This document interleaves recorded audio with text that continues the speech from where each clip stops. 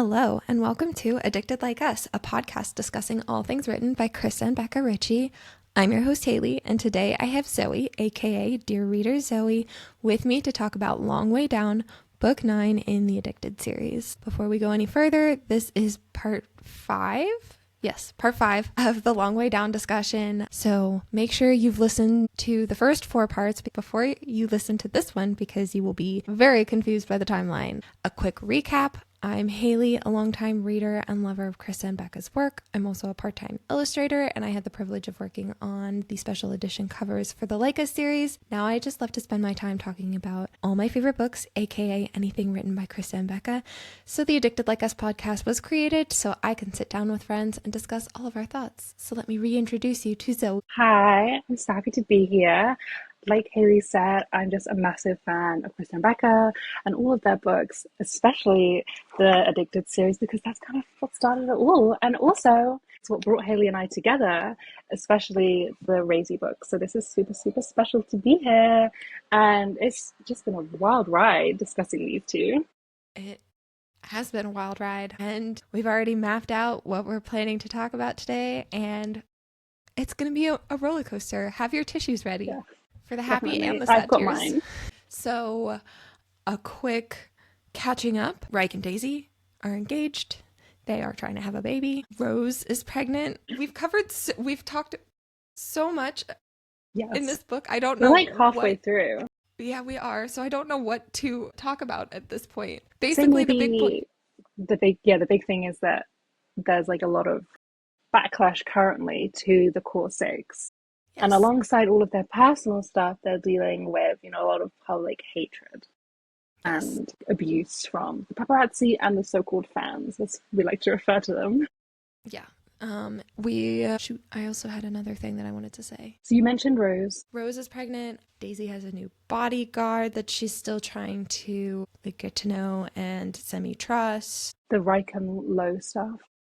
Yes, Reich and Lowe have been butting heads about Reich's desire to continue free solo climbing because that is where his heart is taking him. But Lowe, most especially, but the entire family is worried about Reich risking his safety. And it's also reflected back with Daisy choosing to conceive naturally because that's a big risk to her own health. But they're choosing the path that makes them feel happy and most alive. So that's their choice. That's what they're doing. God, I can't remember what I had in my head. It's fine. All right. So we're picking up with chapter 36. Reich and Daisy are on another Reich and Daisy's Grand and Daring Stakeout, number 48. And just that's to what say I went. Oh yeah, you go. It was the bachelorette party. The bachelor and bachelorette party they had in the last episode so they could have a paparazzi-free wedding. So now everyone thinks that Reich and Daisy are married now so that they can trick the public and no one will bother them on their wedding day. Okay.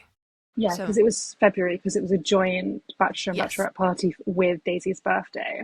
Yeah, that was February that they did that. So now it's chapter 36. We have Reich and Daisy's Grand and Daring Stakeout, number 48, which that's so many. That's crazy because I feel in previous episodes we've only seen like 1 or 2 stakeouts. Yeah. But no, there's been so many of them. 48. They just need something because the so-called fans have been terrorizing them, flower bombing, and they just need some hope they can find justice in some way. And even if they haven't caught anybody at this point, but it's just a thing that like keeps them going and continues to give them hope. But Daisy says it's been May now, so it's been months since the bachelorette party, and Reich is now wearing his wedding ring to trick the public into thinking that they've already gotten married. Daisy's getting texts from her ex-friends still.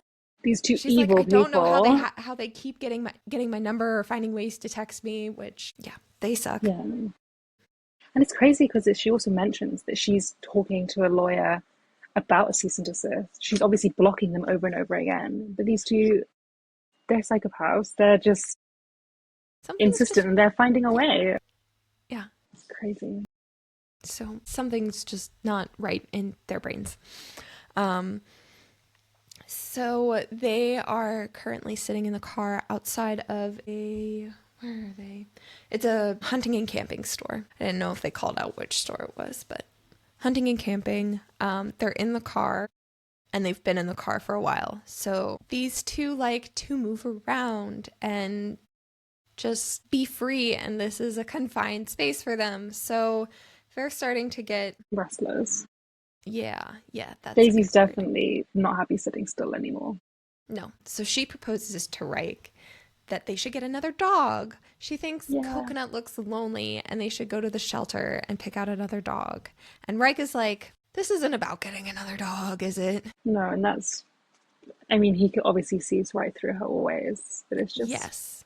Which turns sad. into a fight because he can see through her that this isn't about another dog. But Daisy's like, yes, it is. I'm telling you that I think we should get another dog. And he's like, you're not actually saying anything. Like, we have worked so hard for you to find your voice and just say straight out. And that's the thing. Daisy's not saying straight out what it is that she wants. She's just hiding behind this idea of getting another dog. And it is a fight. Like, she's so annoyed that Reich is nagging her when she says, yeah, you're not saying anything, Days. Puppies are cute isn't what's eating at you. How do you know? You don't know what's going on in my head.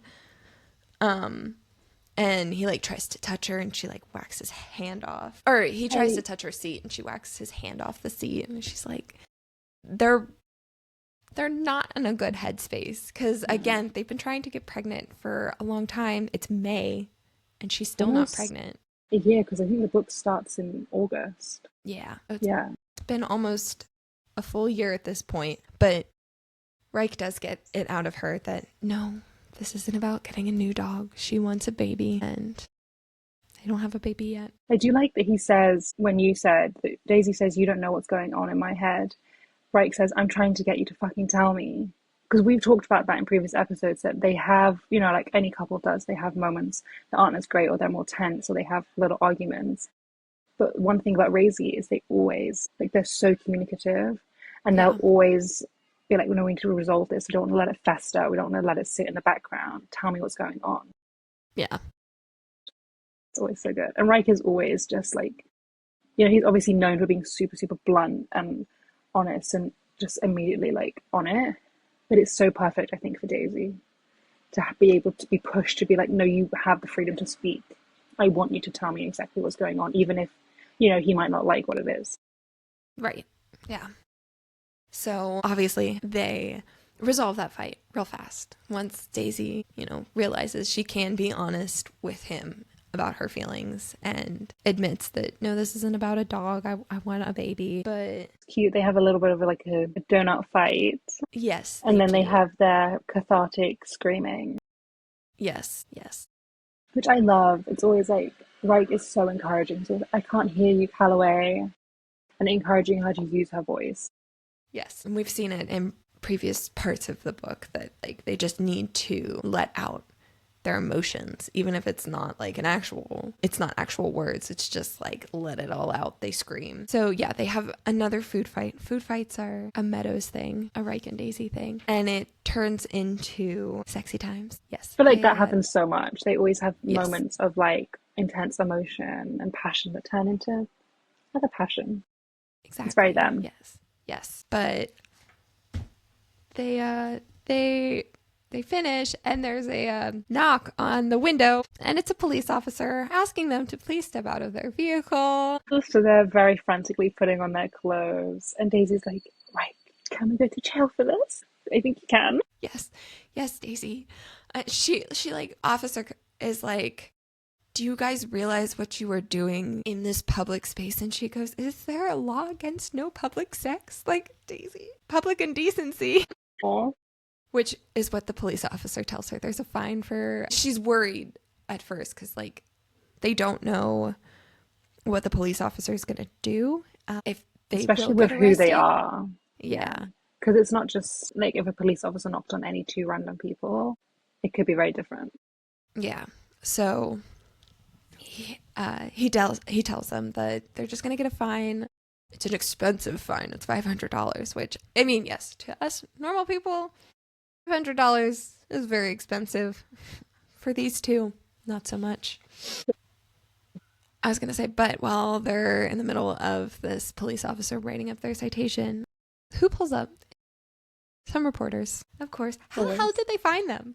Like, that's what I always think. Because who else is there? I know that some places it's like Anne will see them. I love that I'm always like that. I'm always like a fan. A fan will see them, and I'm sure they're then like telling the news, or they're at least posting about it online, and the news will definitely be like hooked into that. But places where right. they don't, they're not like hidden away, and they're not seen by fans. I'm like, how? I don't know. Like, was it on the police scanner or something? I don't know. Yeah, but then even that, he wouldn't have known who they were until they Right. like got out. Yeah, they say that he doesn't seem to recognize who they are. Oh, So, that's good. Yeah, it's crazy because you think, how did you track us? yeah. So now it's a crap. My parents are gonna see this. Everyone's gonna see this. This is news. But again, the police officer tells them that the fine's going to be $500 and it is more expensive than they thought it would be. But Daisy says that that moment with Reich was absolutely priceless. So next chapter, Reich and Lo are coming up. Lo is saying they need a game plan, and Reich's over here like, we're already at our destination. It's a little too late for a game plan. Yeah, so they're at the private country club to meet Jonathan.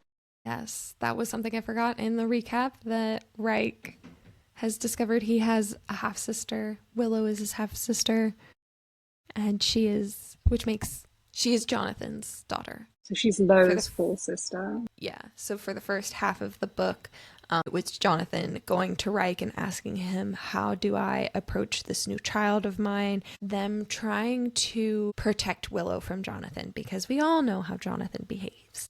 Yeah. And there's also been a little bit of kind of like tension between Reich and Willow, where Reich really wants to get to know Willow better and be there for her. Be there for her as her brother. He basically wants to act as her brother, but she's being a bit more, it's a lot for Willow to take in. Right. And we've kind of been trying to figure out what's holding Willow back a bit. Yeah. We also learn right at the beginning, like, Reich is kind of going through his memories of being at this country club, but also he's also getting texts from his mom. She's asking about baseball cards.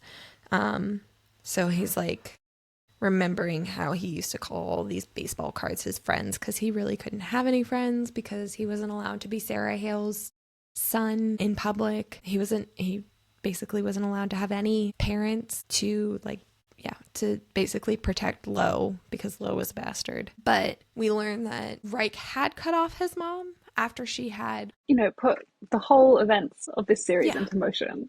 Pretty much. That woman. Yes. So he had cut her off after that, but after a couple of years, he decided to reach out to her, and he occasionally so she dropped Sarah Hale. She is now Sarah Meadows again, and it means that she lost. So like her whole thing was, she wanted to be vindicated, and I think she was still used to the lavish lifestyle, but she dropped the Meadows name, which means that her bank account was wiped with that move. So I think in some aspect, Reich respects her for that. Like, especially because he's just done the same. Yeah. He's just dropped Jonathan. So he goes now by Reich Meadows, which also ties into, as we were saying, there's been this tension between Lo and Reich specifically, but also the whole group about Reich's climbing, because he dropped Jonathan as his first name, which was the stipulation for his trust fund and his potential inheritance once Jonathan kicks the bucket, which Lo is also, very stressed and angry about that decision, because now Reich is completely reliant on the income he makes from climbing. Right. But yes, Reich has fostered a new-ish relationship with his mom. She has moved to New Jersey. He goes to visit her occasionally in New Jersey. But like any relationship that they did, like real mother-son relationship that they did have, has really been obliterated. He says she's not coming to his wedding, and there's no way that he can really, like, nobody besides Daisy knows that he talks to Sarah either. Like, it's just really something that he can't have out in the open. It's just completely different now. But he does have that. I'm glad at least Daisy knows. Yeah, yeah. It'd be out of character for him, Daisy, and she's encouraging of it. I think they say. Yeah. Yeah. And I think it'd be crazy as well for him to have to, on top of dealing with Jonathan and dealing with, the general craziness of their lives, to be having this kind of somewhat reconnection with his mother, which is obviously so complicated from everything that she's created. Mm-hmm. But if he had to hide that and I feel like it just would be so bad for him mentally. Yeah. And Raisy always got each other's back. Yes. So they walk into this country club restaurant. They're trying to come up with some game plan because Willow is currently having lunch with Jonathan as we speak, and Reich and Lo are showing up late, so it gives Jonathan a chance. But Jonathan wants to get to know Willow by herself before his sons come in, because we all know how they'd be very protective of her. They've already shown that they'd be protective of her in other instances. Yeah. But there's this whole thing of, there's like a bit where, don't be a dick. I'm not a dick. I'm a bastard. And then Lo was like, crap. Is Willow a bastard too? Can girls be bastards? There's always so much fun with Lo and Reich together. Yeah. Even when it's really, really tense, they just have such good banter. Yeah. So they are taken to the table. Reich is like thrown all the way back into his past because they're sitting at the same table that Reich used to sit at with Jonathan for his weekly lunches with his dad. And it is noted that Jonathan only has a coffee mug in front of him. So in Hot House Flower and Thrive, Jonathan had agreed to be sober in order for Reich to really be part of the family. That was Reich's stipulation. Like, I will try and be your son, but you need to be sober. In Addicted After All, we found out that Jonathan fell off the wagon because he has liver disease, needed a transplant, and he was so low on the donor list that he had basically accepted that he was going to die, and so he had started drinking again. But Reich did donate his liver in Fuel the Fire, and it wasn't ever really talked about, but like, I'd have to assume that if Jonathan was going through the steps of like getting a liver transplant, that he would then work to stay sober and not fuck up this second chance. But this is basically that confirmation that like he is still sober, he is still trying to make an effort, so give him his tiny props. So there's not been any real backlash that we've seen in the chapters since Reich revealed that he changed his name.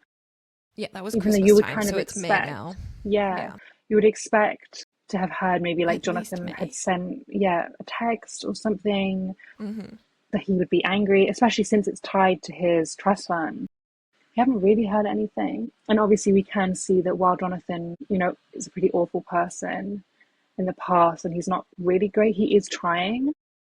But I think the sad thing is reading it from like, Reich and Daisy's perspective, is he's trying now that, he has a daughter, he has another child, and he tried a little bit with Lo, but from Reich's perspective, it must be that kind of, I always think of like certain TV clips where they're like, children are saying to parents, why wasn't I enough for you to make that effort? Why wasn't I enough for you to change then? Why did there need to be another child who made you change?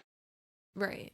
Because that, like, obviously Willow, like, I think Willow kind of knows about Jonathan from just being friends with the Core Six, being a part of it, being the Core Eight. But for Reich and Lo, they've witnessed and lived and experienced all of Jonathan's Jonathanness, and that, I feel like that has to be so like, and it really is like, I mean, obviously Lo has a kind of soft-ish spot for his father. He's always been like, he's still my dad. Whereas for Reich, he's really, he's definitely putting Lo and Willow first, in that he's making, he's like being able to stomach being around Jonathan, being able, like, not constantly being like, you did this to me and this to me and this to me. Yeah. So it's tough. So you can understand why he's not super engaged in discussing Right. with Jonathan. Right. So they sit down at the table with Jonathan and Willow. It's so sweet. Willow, like, where is it? In the bottom Yeah, middle of the yeah, he page. sits down and he asks her under his breath, like, "Are you okay?" Just as like a check-in. And she goes, "He's really intimidating. I'm glad you're both here." It almost takes me aback that she'd be glad I arrived with Lo too, that she's more comfortable around me, at least enough to talk to me again. And it's, don't feel pressured to say a fucking word. We can talk if you don't want to anymore, which Willow is 100% an introvert. So, like, yeah, when you're one on one, you got to be a little more on. And the fact that they can kind of recognize that and just be like, all right, go back to your little introverted self. That's totally fine. We'll take care of this. So, they have like a, Rike and Willow's relationship is yeah, developing. it's improving.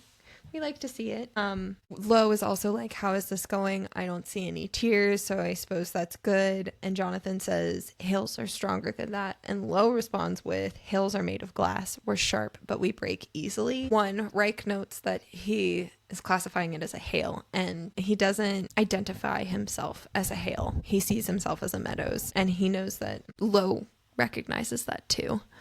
Because he says he's not describing me.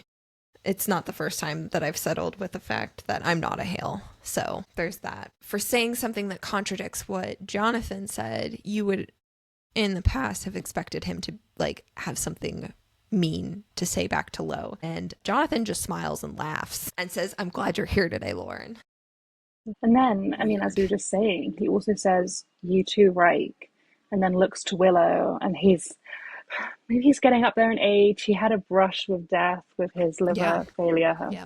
But Reich knows that Jonathan's looking at them like they're his children, they're all together. And he's definitely, I mean, again, and we just said he didn't react the way we'd expected to. He's acknowledging all of the kids. Yeah. The It's, man's trying somehow. he is like, I still have my feelings about him, but the fact that Yeah, like he has always urged his children to connect and connect with each other, not just connect with him. Like that was something he always pressed Reich about. "Do you want to meet Lo? Do you want to meet your brother?" And him wanting, I mean, that was more him wanting to meet Willow, but like you got to give him props for that, I guess, like yeah, pushing for all of them to have each other as their support system. I yeah. can't fault him for that. It makes me wonder as well how things could have potentially been different if, he could have brought them together in their like younger years. How early on could he have tried to do that? And is it maybe Yeah. because of Lo's mom and Sarah that he wasn't able to combine his families? Yeah. And I don't know. I feel like the man is so powerful that, yeah, there would have been like media scandal, but he would have gone over it. Yeah. And it's like, oh, it could have been totally different. Like Reich and Lo could have known each other for a longer time. Especially because, like, at this point, it is public knowledge that Lo is not Sarah Hale's son. That's Reich. So, like, they are aware that Jonathan had an affair and had Lo, and they haven't been able to uncover who Emily Moore is. So it's like he might have, like, if no one was especially now with the media attention on them, like back then, if it had come to light, they didn't even have that massive spotlight on them, and I think they would have been able to, I think he would have been able to get away with it. But yeah. So they're going through this lunch. Christ. Reich does note that Lo is spinning his wedding ring, which is noted as a sign of him struggling. Like when he's feeling a craving to drink alcohol, he usually spins his wedding ring. So that already has Reich on edge. They also find out that Willow was not allowed to have her phone on the table. She was like getting calls and she's not allowed to have her phone with her. And they get on Jonathan about that, but it was like, I was afraid that she would call you two to like come and get her, and I didn't want that. So Yeah. whatever, Jonathan. And it kind of devolves into this, I think, very on brand, Lo sibling banter. Hello, Phoebe. Yes, say Hi. hello. Yeah. Okay, She yeah. got her red strawberry collar on. She does. Nice. Thank you for visiting. Oh, we all just live in Phoebe's world. She is queen. So where were we? So I was just saying what comes next. So I was saying like it goes into and it's kind of fun. It devolves into this very on-brand, low-esque sibling banter where Reich asks who's texting Willow, and she's like, I think it's just Garrison. And Lo is like, God, he sends you so many texts. And Willow's obviously, they're very, and I hope that most people have read Bad Rep, because it's just such an incredible duet. Yes. But they're sending each other Tumblr links and gifts and everything. And Lo, the man has no filter. He's like, he sends you sex gifts while their father is at the table, while Willow is like in the very beginning of this relationship with and like Willow, as this introvert, as this like very shy person, is like mortified. No, no, no, no, no, no. And she, like, the fact that it comes out, she's like, I'm a virgin. Cool. So dad's Yeah. over here checking off, like, she likes to eat this, and this is her favorite drink, and she's a virgin. It's kind of noted though, it's like our dad drinks his coffee like it's wine, entertained by our close relationships. It is very Fair cute, and enough. it's I'm very, entertained by their close relationship. yeah, it's very older brother on brand. And also freaking Lo, because Jonathan's like, so you have a boyfriend? And Lo's over here like, yeah, he's still in high school. Oh my God. Is he younger than you? And Lo's like, nope. And like forces Willow to admit that Garrison dropped out of high school and like, or one of his last high school, and has to like repeat his senior year. And damn it, Lo. Jonathan is not impressed with this. No. And it sparks this whole conversation about college, and then, it's like our dad poorly is it segue? Yeah, segue. Why is it spelled that way? But yeah, so it says like our dad poorly segues while we're on the topic, and is kind of, prompting to us like what Willow's gonna do at college, all of this stuff, and they're just like, Reich and Lower, like, we don't need to talk about this. This is not the topic. But Jonathan, for all of his improvement, is still very, very pushy, is still traditional. Yeah. It also like stay out of trouble kind of thing if you go to parties, but also he says you should avoid alcohol if you can. It'll be easier in the long run. Take it from someone who didn't go that route and from someone who did, because the right idea, which is crazy to hear from Jonathan. Yeah. This man and Mike's who was like, I don't know what to do about this. Insistent that Lo didn't even need to go to rehab, that like he was totally fine. Maybe you should stay away from alcohol. Oh my God. It's so crazy. And Willow does ask Reich, like, how long have you been sober? And poor Lo feels so guilty because Reich would have been sober for 12 years at this point, I think is what he said. But he broke his sobriety in Paris when he drank the drink that Lo was gonna whiskey. But yeah, in Paris when Lo played that game of chicken with him and Reich broke his sobriety, and Lo feels really guilty about this, but Reich doesn't hold any anger or grudge towards him about it. He's like, I knew what I was doing. I knew that I was going to break my sobriety. And I think to him it's worth it as well. Yeah. I mean, that was the turning point for Lo. He didn't drink again after that. But I mean, Paris was just a nightmare. But then, yeah, so then goes into Jonathan asking again about college. He like wants to set Willow up for success, get like a friend to give her Rex into an Ivy League and help. And he says that it's like, you can do whatever you want, but I want to put you in an Ivy League so that like you have your best chance at success for whatever it is you want to do. But Willow like sticks to her guns and is like, I don't came here just to meet you guys. I didn't come here trying to get any of your money. She doesn't want a handout, which we see with her wanting a job from Lily and Lo, working at Superheroes and Scones, trying to save up money that way. And Jonathan's a little pushy about it. But Lo says, Dad, she doesn't want a fucking handout. You need to let it go. It's her choice. I can stand by all of your choices as long as they're not obnoxious or stupid. This falls somewhere in between. And where is it? I'm not going to lie. I don't understand ethical decisions. Like my son, legally changing his name out of some absurd principle. So now as I had previously said, now he brings it up. Yeah, of course he Uh, does. Throughout this whole time, we talked about Willow. She had like be getting lots of phone calls. Her phone was buzzing, and it could continue to do it through this conversation. So obviously, Jonathan's just finally brought up this topic that's happened at Christmas. Right. But and Rake's he's not happy about it. He doesn't want to talk about this. But Willow's like, Rake, Daisy's texting me. She keeps texting me. Where's your Yes. phone? Right. And his phone had been off. That's why she couldn't reach him. So he turns it on and he has 5 missed calls and more texts that say, "Call me. I'm really sorry for bothering you." And Daisy knows where Reich is. And She would only call if it was an emergency. exactly. Yeah. So So he is, and I love this, he immediately calls her back and stands up. yes. And she calls him and asks for him to come to the doctor's with no other context. No. She sounds on the verge of tears. So this could be her in pain, like she needs to go into surgery, a whole slew of bad things. She thinks she's pregnant.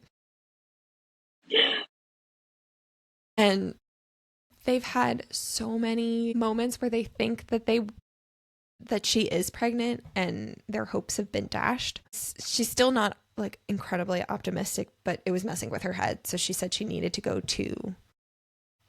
talk with Dr. Yoshida and get checked out.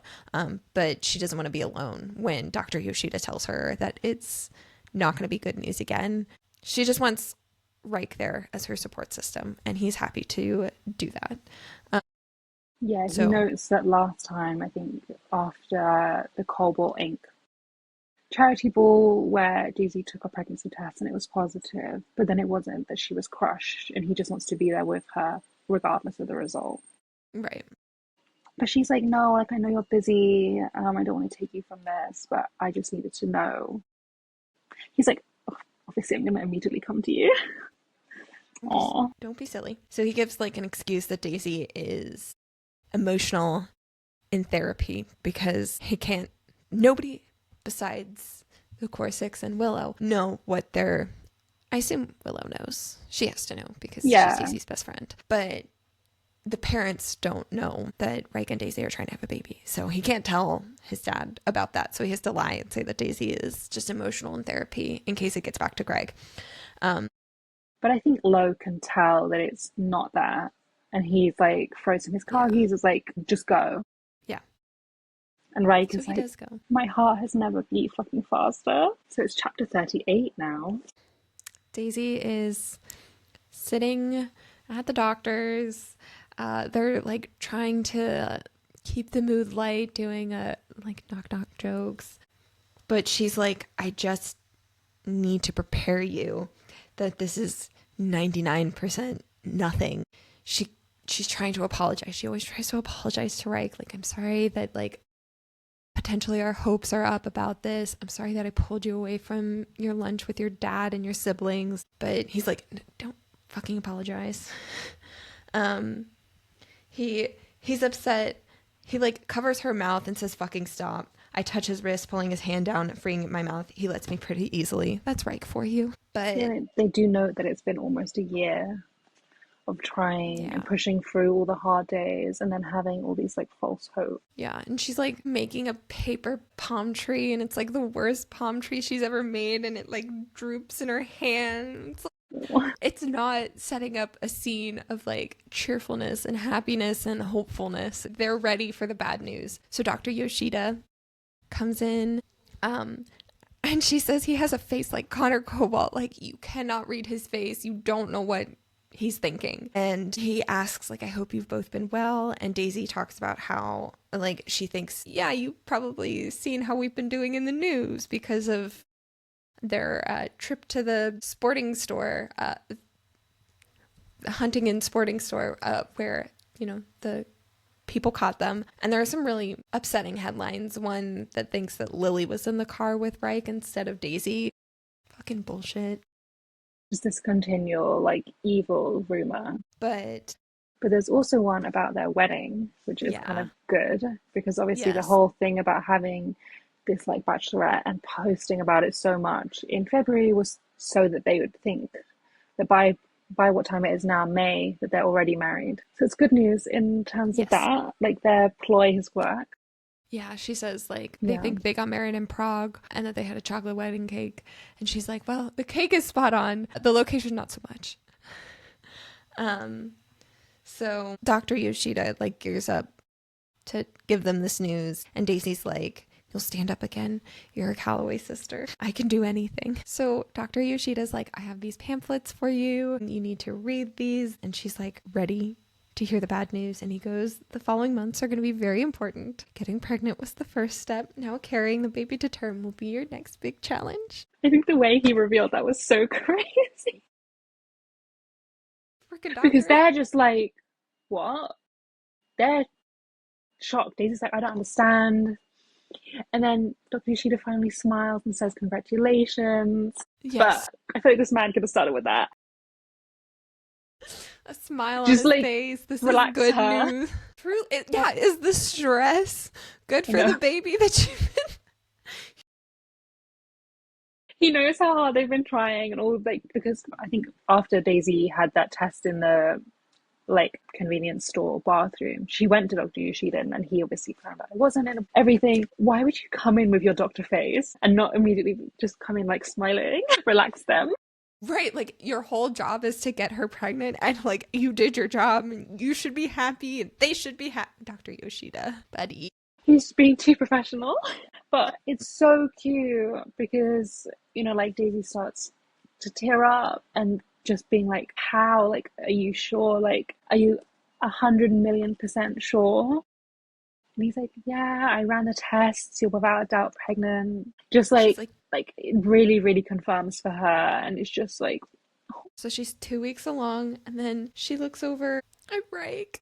he's also crying. And it's, yeah, Reich has acted very careful about the whole family of three concept, never outwardly jumping for joy.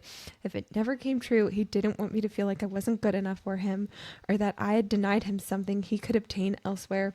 I almost forgotten how much this means to him. We're gonna have a baby. No, I was just gonna say that's my favorite. She's whispering it and he's smiling wider than almost any time ever before. Yeah, Calloway, we're gonna have a fucking baby. With so many happy tears at this point, because there were just so many points in this book that we've discussed in previous episodes where they really try to temper their expectations, or when they dream and they're like, you know, they dream about it and they dream about having that third person with them, and they talk about the name and they just talk about that, like, we'll have that, and it's like, yeah, you will, and now you do. You have that now. It's okay. Such a long time coming, and I think obviously us as like massive Rosie fans, but I think anyone reading this book is just like, you're so overjoyed for them. Yes. How could you not be? Yeah, we've seen at this point how hard they've tried to get to this point, and this is clearly something that they wanted really badly, and they're getting it. She goes, this is the start of our next chapter, our next adventure. This is why we said you need the tissues for the happy tears. Yes. This is such a like beautiful point of the book. Yeah, this point, this one couple pages. Yes. So they are at the house, they're showering together. Daisy is in she is so happy now. She's just basking in the idea of being pregnant. She, like, I don't know. There's just like this whole bit. She like gets water in her mouth. She like spits it at Reich and is just like filled with so much joy in this moment. He like has this serious expression. They're being on so his playful. Face. Yes. Aww. But she's like, am I showing right now? Am I gonna get bigger? And he's like, you'll get bigger.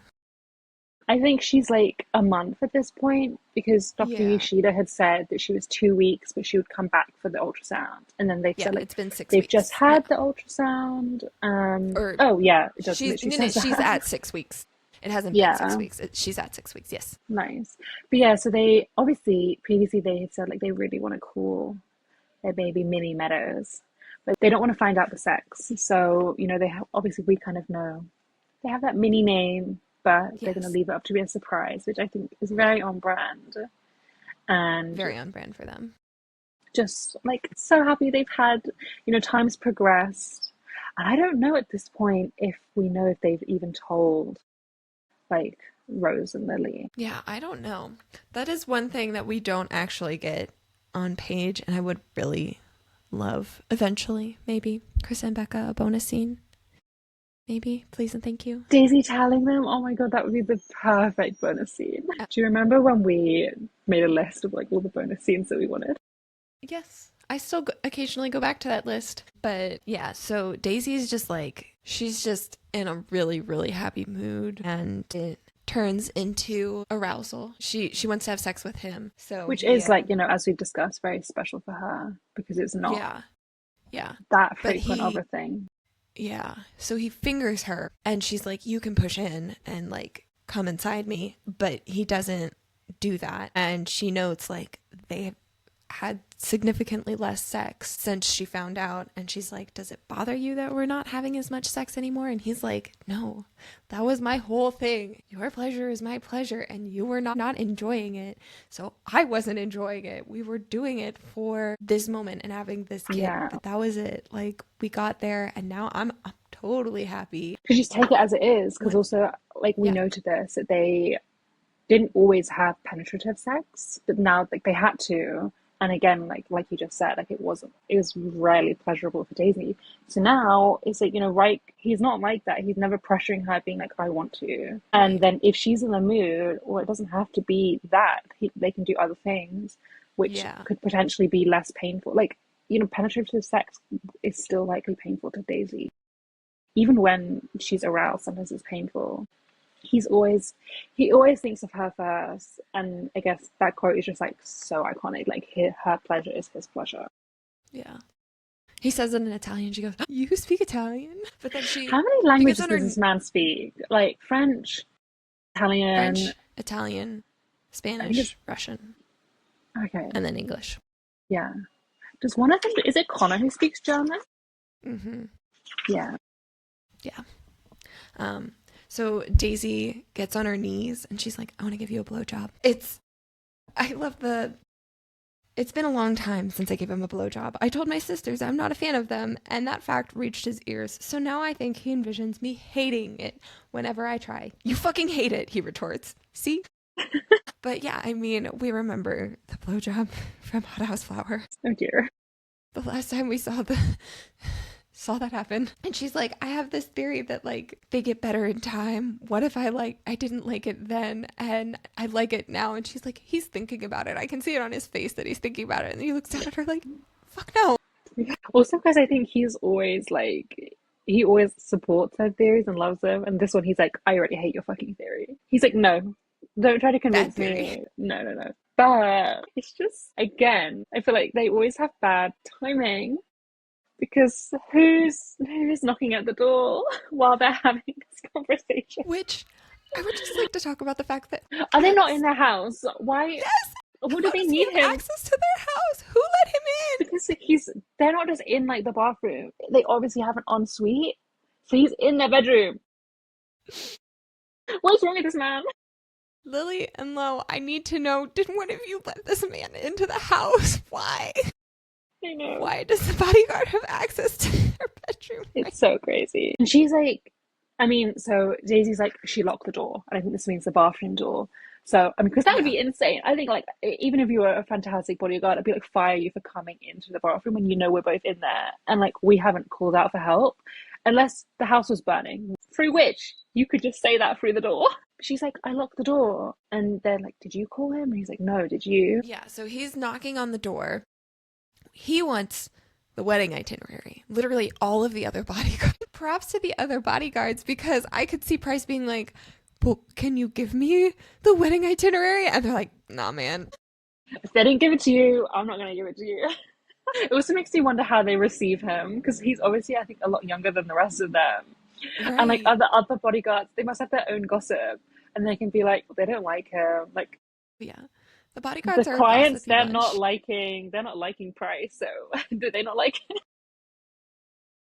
But yeah, so he went. So it's revealed that they've been leaving him behind a lot, like the Grand and Daring stakeouts. And he's like, "You need to loop me in. I am here to protect you. I can keep you out of trouble. Like when you got that citation, I could have prevented that from happening. I need the wedding itinerary. Like it is your wedding, and I don't even know where we're going." He's like, I just found out that every bodyguard already has one but me.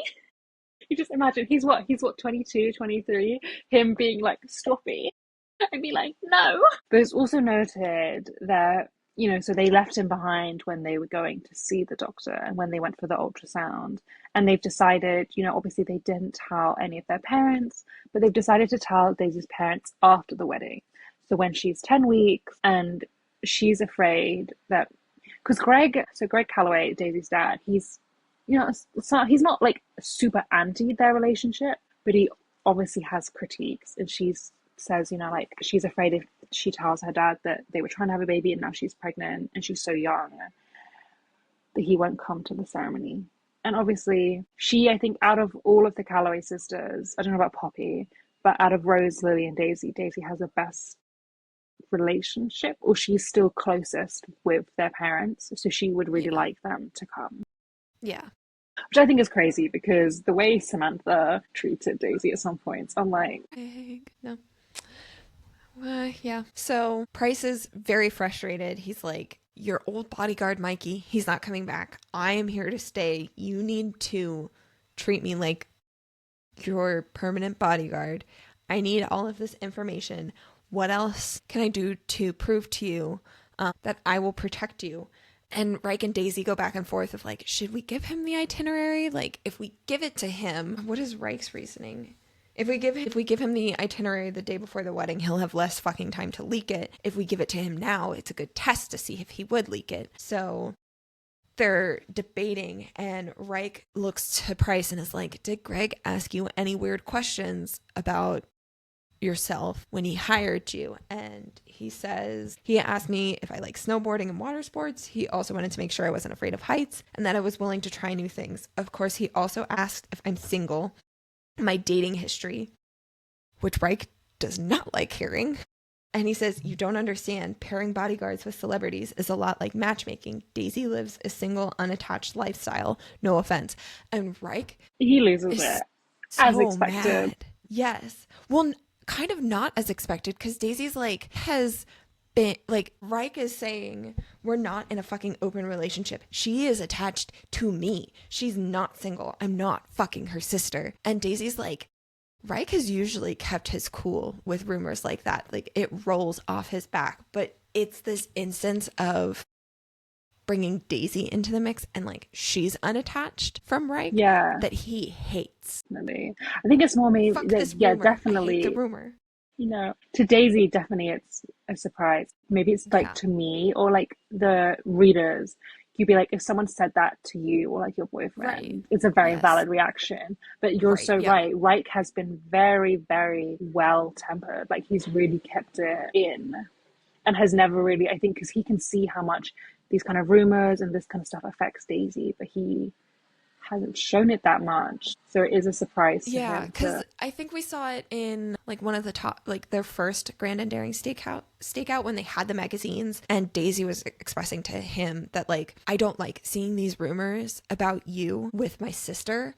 And she flips it as like, how would you feel if you were reading about me being with someone else that isn't you? And Reich does understand that. So this is that another instance of like, it's when you get Daisy into the mix. When it's just a rumor with Lo, Lily, and Reich, he's like, I don't care. It doesn't bother me. But like with Daisy, it's totally different. He has a completely different outlook on it. Doesn't like it. And yeah, so he's yeah. very upset by that. I will say Price does quite a good job of Yeah. explaining. He Yes. definitely worded it wrong. But again, we kind So of start wrong. to see, like, I think last time when they asked him after Daisy got flower bombed, I think, when they asked him more about his past, and he revealed like that he'd wanted to go into like the Secret Service, and he spoke more about who he was and everything. He does say now that I didn't mean it like that. I just meant that she lives on the go. She pairs well with someone like me who's single and unattached, so I can freely go where you need to. Unlike Garth, Lily's bodyguard, who has 3 children and a wife, so he can never keep up with them. Which actually, if this man had said this from the beginning, it would have cleared so much up because that makes so much sense. They can't have a Right. bodyguard who, like Lily and Lo stay very much in the In town. So like homebody. Yeah. that works great for Garth because he can work his shift and then go back to his family and then, you know, like whatever his shifts are. But he couldn't follow Daisy and Riker around the world. Right. Or Right. like he could, but it would be really hard on his family and like, you know, as you would hope that he wouldn't want to do that. But Price could have cleared so much up. Phrasing, man. Yeah. Come on. But so Daisy does decide to give him the wedding itinerary, and she says, please don't break our hearts. Also to know, so they came out of the bathroom in their towels to talk to Price about this, but the whole time they realized, Ella, and they were like, wait, fuck, I think we left the sonogram on the bedside table. So I think that's also why they come out. And they try to very slyly, they tried like Daisy gets to it, trying to make sure that he doesn't see it and like slips it into, like she picks it up and everything because No. again, they Yeah. don't truly trust him and they think he's this plant from Greg. Also, Reich totally just drops the towel and climbs into boxer briefs and does not give a shit if Bryce sees him naked. Yeah. Oh, right. So, chapter 40. This is such a special chapter. This first part, when we first started dating, cornstalks among us, like witnesses to the moment, Reich asked me what I wanted in that cornfield. I told him I want to be fully committed to someone, to be married, probably earlier rather than later. And I do want babies, maybe like 3. I also want to travel and visit this great 7 wonders and scuba dive and stand beneath a waterfall in Costa Rica kissing you. I smile, remembering his reply, not in that order. Not in that order. He started giving me everything I wanted. Also, if you remember one of the bonus scenes, didn't they already have kissing Yes, under a waterfall in Costa Rica? yes. Which was so cute. So she's got the Costa Rica, she's got the having a baby, and They're getting married. yes, and they are in Machu Picchu. Everything. And Yes, also, how special is that? Like, that he remembered that. beautiful. So it says, tomorrow I'll be married right here among one of the new 7 wonders of the world. And it's just so perfect for them. Like, obviously, that's a Ritchie stunning place, but it's so crazy. is. No, and so much. I remember reading this for the first time and being like, they couldn't stop smiling. Especially because of like, you know, like Daisy's pregnant finally, and now they're getting married, and they're gonna have this wedding that's not gonna be bombarded by paparazzi, and they're on a different continent, and it's yay. So this is like the day before. So they're having like I guess it's It's what like a is it called? reception dinner. Oh no, Rehearsal dinner. dinner. Yeah. So they're having the rehearsal dinner, and it's the parents and then the sisters and their husbands. And So Reich. Sam and Poppy are also there. Yeah, Sam and Poppy. Maria is there, and then Willow's there too. And Is Garrison? he's not. Fuck. God, Sully. Sully's there. I think, what is Yeah. his name? Adam Sully, we love you. We do. But they're watching a slideshow of all of these pictures, and there's like a picture of Reich when he was really little, climbing a cliff, one hand, like he's got one hand holding him up. I was like, it's official, you were born crazy. But Daisy is just like really enjoying this moment of being with her family and just like reveling in the idea that she is about to marry this man the next day.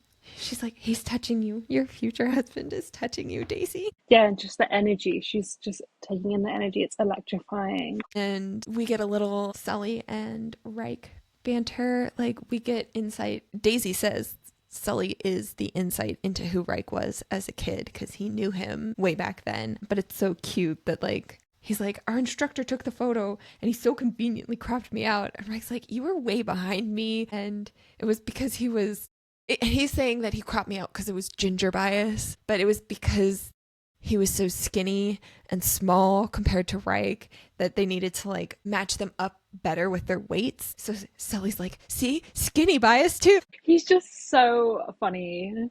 Like, Adam Sully is just such an amazing character. Yes. And it's really nice to see Reich have this friend.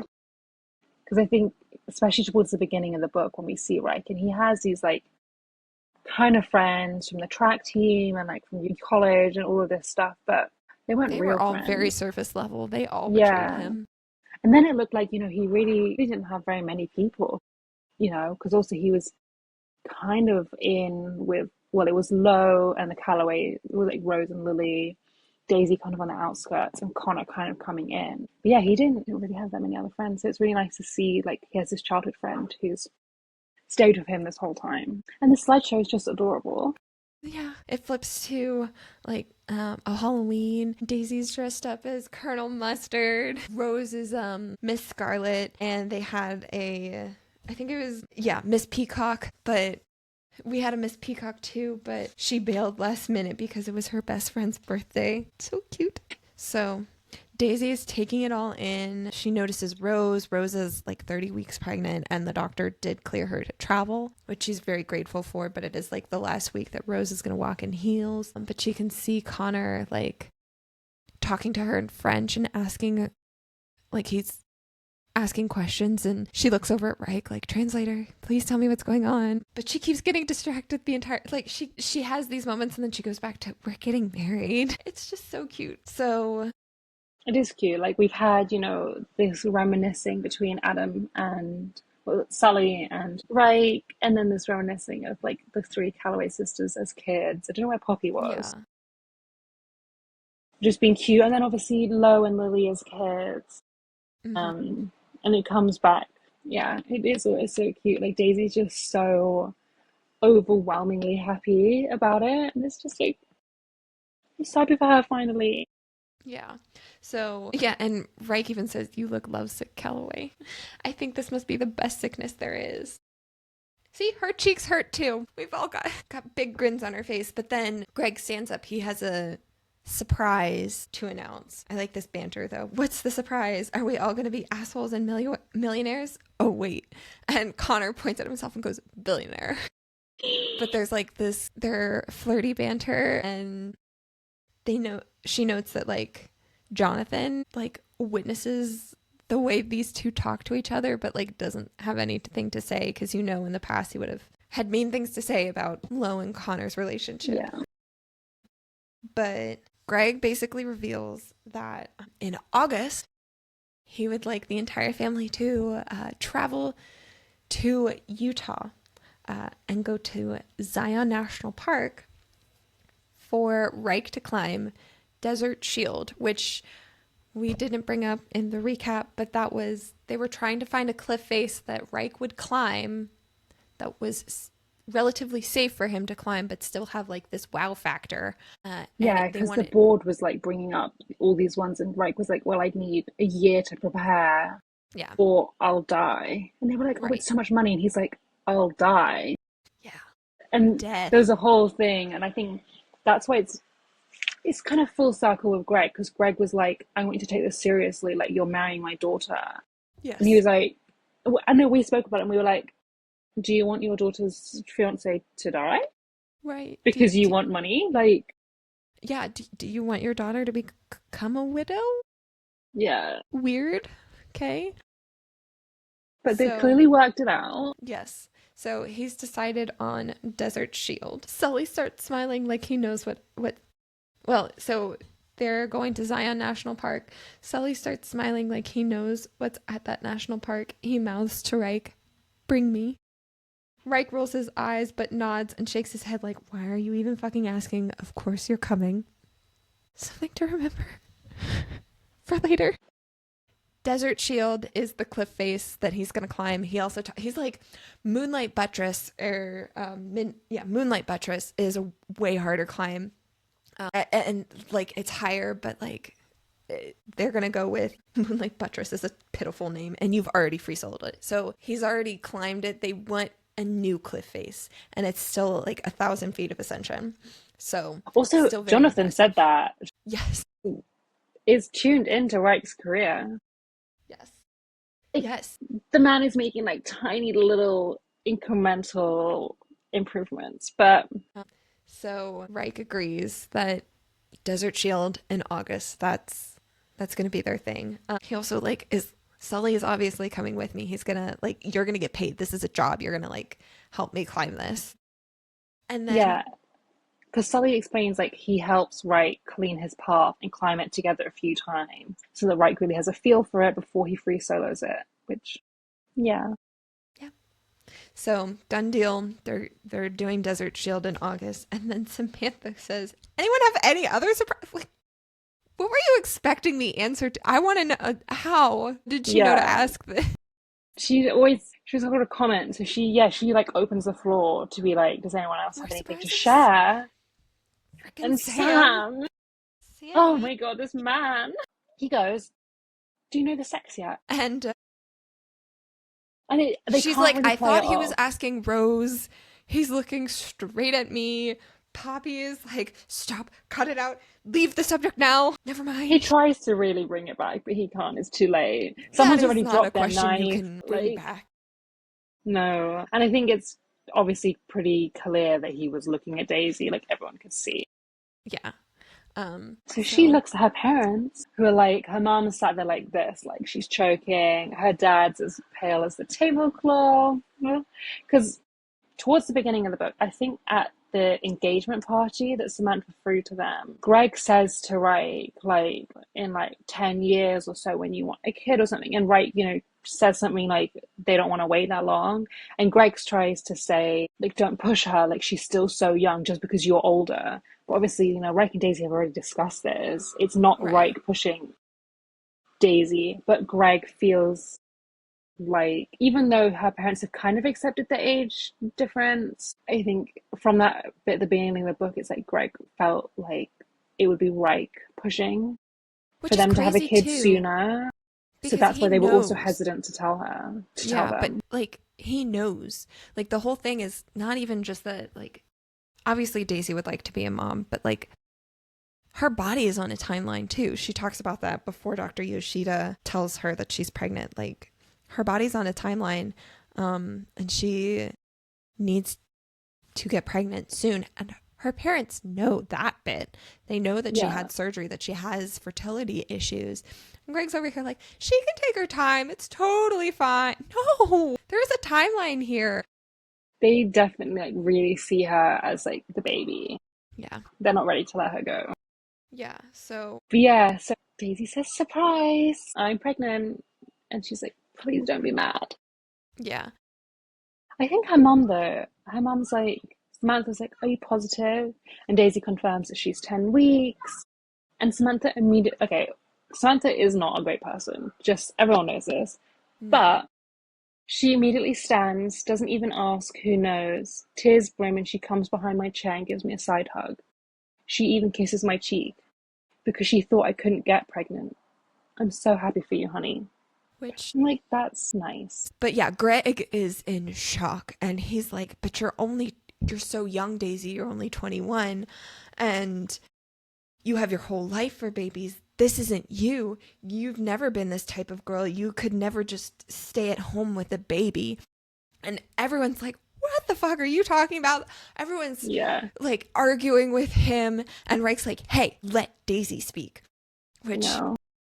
thank you, Reich. Daisy has her own voice and he is happy to give her that platform. Rose was very aggravated at what Greg said, but she is the first to like let Daisy have the floor. So cute. But she explains, she's like, I am more than just one type of person. I can be adventurous and wild and also want a kid. And she wants this family.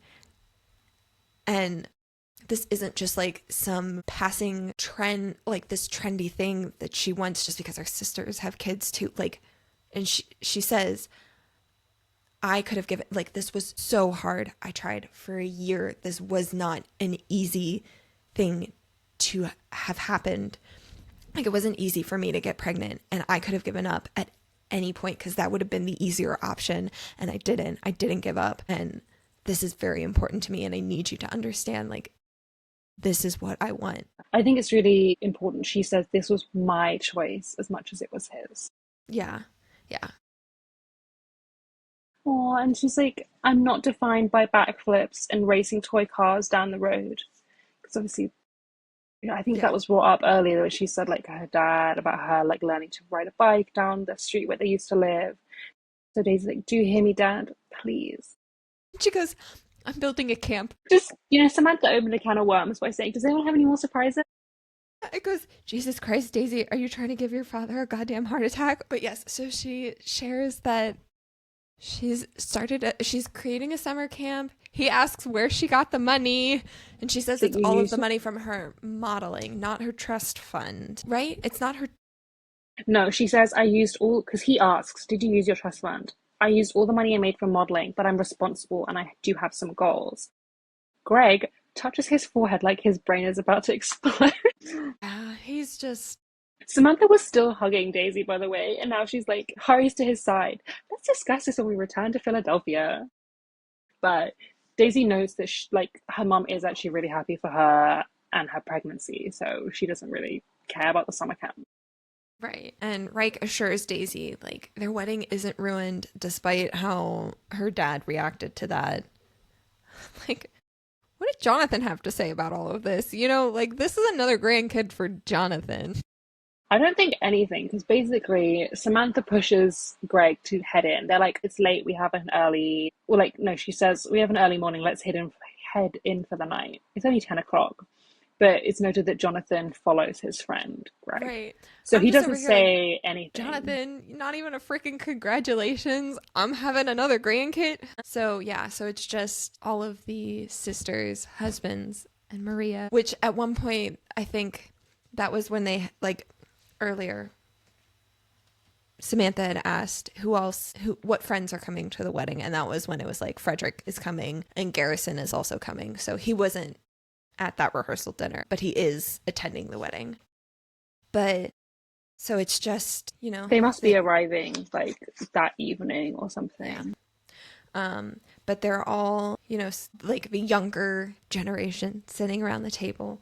Jane and Muffy are still there, yawning. Yeah. And there's a notification on Poppy's phone that she sees. And Wait. Because there's just something before, like Sam apologizes for doing that. And Lo says like a snarky comment back about Cole and his stocking. But Daisy laughs and the entire table eases just by the genuine sound coming from her lips. They know how special it is, like us, for Daisy to laugh and like genuinely laugh and just be so happy and free. Yeah. Sorry, I just thought that was so important. Yeah. So then Poppy gets a notification on her phone and she shows Rose. And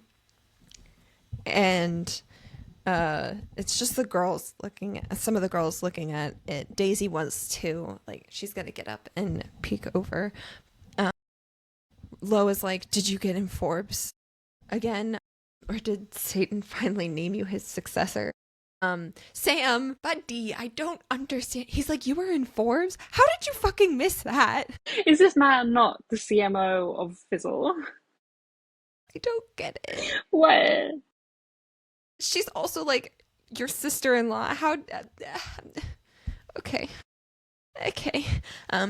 But Connor's very proud of. She apparently like printed out and sent copies to everybody, and Connor's like, being in Forbes 30 under 30 is a big accomplishment. He's so proud of her. And he says it in French. He says he's proud of her in French. And Daisy looks to Rose like, what did he just say to you?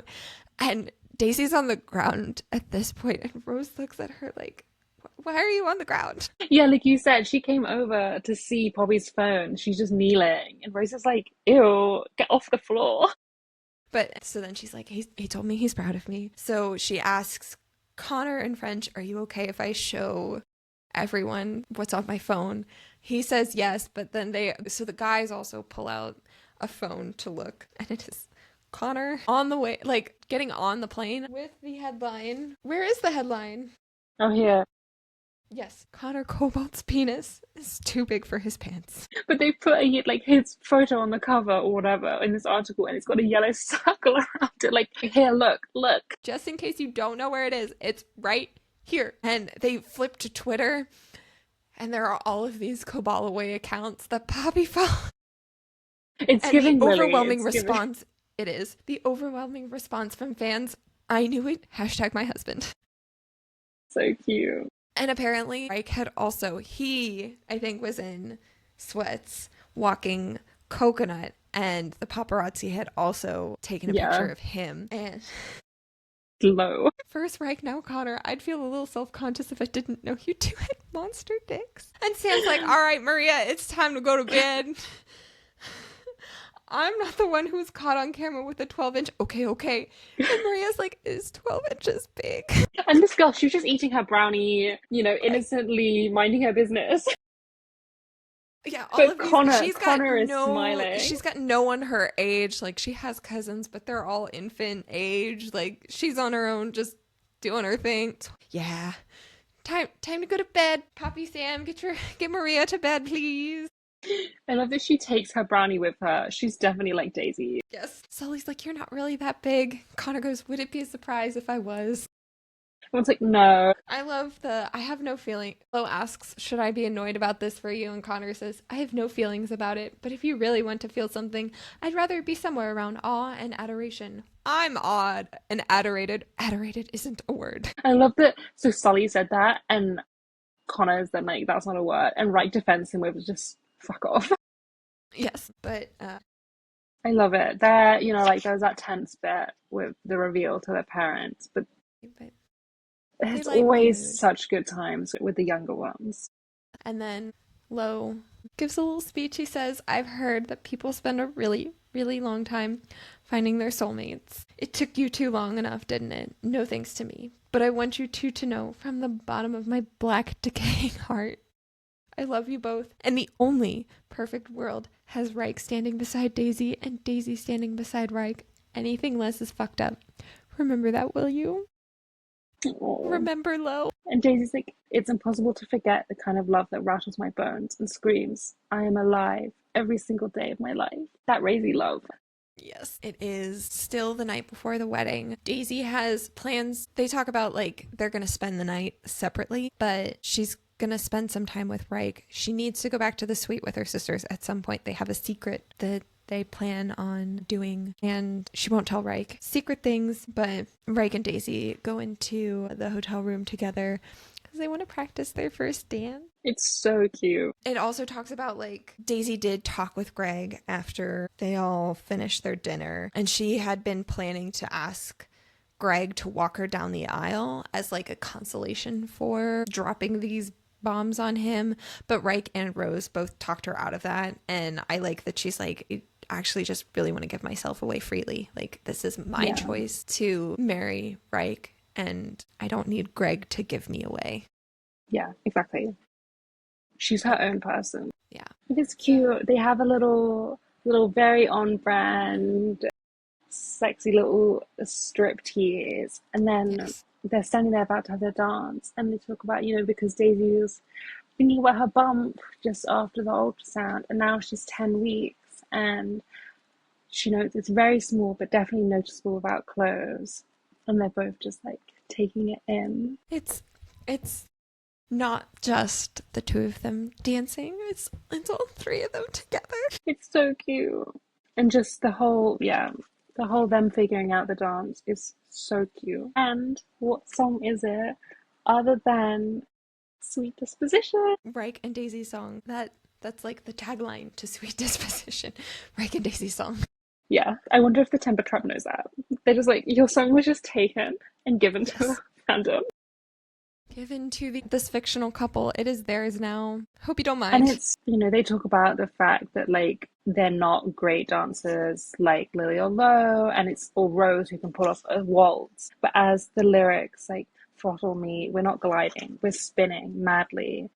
His eyes on mine, like we're two feral creatures meant to be together until the end of time. Everything about them is just so perfectly them. They're not trying to do anything else. They're not trying to learn like a fancy dance for the wedding. Why would they? They can just dance their way.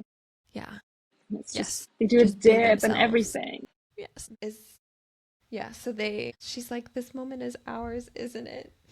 I'm so happy I could scream, then scream Calloway. But she And she howled goes, instead, and he joins in. My so world is cute. absolutely, totally, and entirely complete. Chapter 43. Chapter 43. I feel like the first sentence is just so iconic. It is 6:02 a.m. and the sun is just starting to rise over Machu Picchu. So this is Reich's POV. Yes. And so cute. He's standing at the end of the aisle, just beneath this wooden arch that's got white flowers and yellow daisies. So yeah, it does now say, you know, like Daisy's parents and her grandfather, who I don't think we've ever I know. known. They're there, Sam, Maria, Garrison, Jonathan, and Frederick. And then one of Reich's oldest climbing buddies, Eddie, wields his pan flute, and he offered to play music at their wedding the last time he visited. And He's like this also, guy, yeah, he's he's a very 50-year-old, reclusive. yeah, from Costa Rica, Yeah, he's the and one when they that went was an to, offer like they had to have. yeah. So we know that also Lo and Connor are Reich's groomsmen. Looks like if you're gonna puke, bro, you only have 2 minutes to do it. Great job, Lo. Yeah, definitely. Also, it's Right keeps saying like he wants it to be perfect for Daisy. He's checking the sky, looking for like a helicopter or a drone, waiting for somehow something to leak and the paparazzi to know. He's like real stressed right now. He's like sweating, like wiping his forehead. Yeah. It's also, so like, especially with the whole theme of this book, like the last like 400 pages, luck slips out of our grasp every time we catch it. The minute we taste happiness or something decent and good happens, it's gone. Her theory about how she can't feel happiness in one breath without being struck down in the second fucking kills me. Today, of all days, I want to prove her wrong. Yes, they're gonna have their perfect night. Yeah. So he's like, maybe I need to go check. So it's Lo had said you have 2 minutes, but like the time is ticking on and Daisy still hasn't shown up yet. So that's like amping up Reich's worry. He's like, I need to go check on her. Yeah, he's not worried that, like, as I think some people would be like, oh, if she doesn't want to get married, like, she run away. No, he's just Yeah. like, maybe something's wrong. Like, I need to Yeah. go be with her. Yes. Yeah. And even, I think it's even when Connor looks at his Rolex and he's like, she is a little late. And right, his brain immediately goes, something terrible's happened. Yeah, I gotta leave. But that's when Eddie starts playing the music, and all of the sisters start walking Yeah. down the aisle. And their dresses and just like everything they're wearing, everything about this wedding is perfect. So Poppy comes out first. Yeah, and Reich says like she's not looking panicked or anything, so he's feeling better. Like everything's fine. And then Lily Rose and Willow follow. Yeah, Rose and yeah, they follow, and then Lily is the maid of honor. And they all have little flower crowns of baby's breath, which is just, Yes. again, so Daisy. And then the babies come down the aisle. I can't believe that Janie and Muffy are 2 years old. That's crazy. But they're Yeah, like, they're little flowers. yes, the flower children. The kids are being a really, really adorable little flower kids. Was it that Jane runs out of flowers, so Mafi lets her steal some from his basket and then Coconut comes down the aisle. She's carrying the rings. Lo gets those from her. And then 6:12 a.m. The sun is rising in Peru. And Daisy rounds the hedge. It's got so special. Golden blonde hair, because we haven't really mentioned it, but like starting from Addicted, after all, Daisy has been dyeing her hair a lot, and she had settled on their like natural She went back brown, to the natural, brown hair. But during these grand and daring stakeouts, she was wearing wigs a lot. She kept saying that she was gravitating towards those blonde wigs. So the secret thing that they were doing was dyeing her hair, and it's the color that he met her. That was what her hair color was when they met for the very first time. Yeah. I love it. It's Daisy sent, and especially since we spoke about that she was giving herself away, or she's walking herself down the aisle. Daisy stands strongly, fucking vibrantly at the end of the aisle. I've never seen her this beautiful or this alive. Aww. And Reich is crying.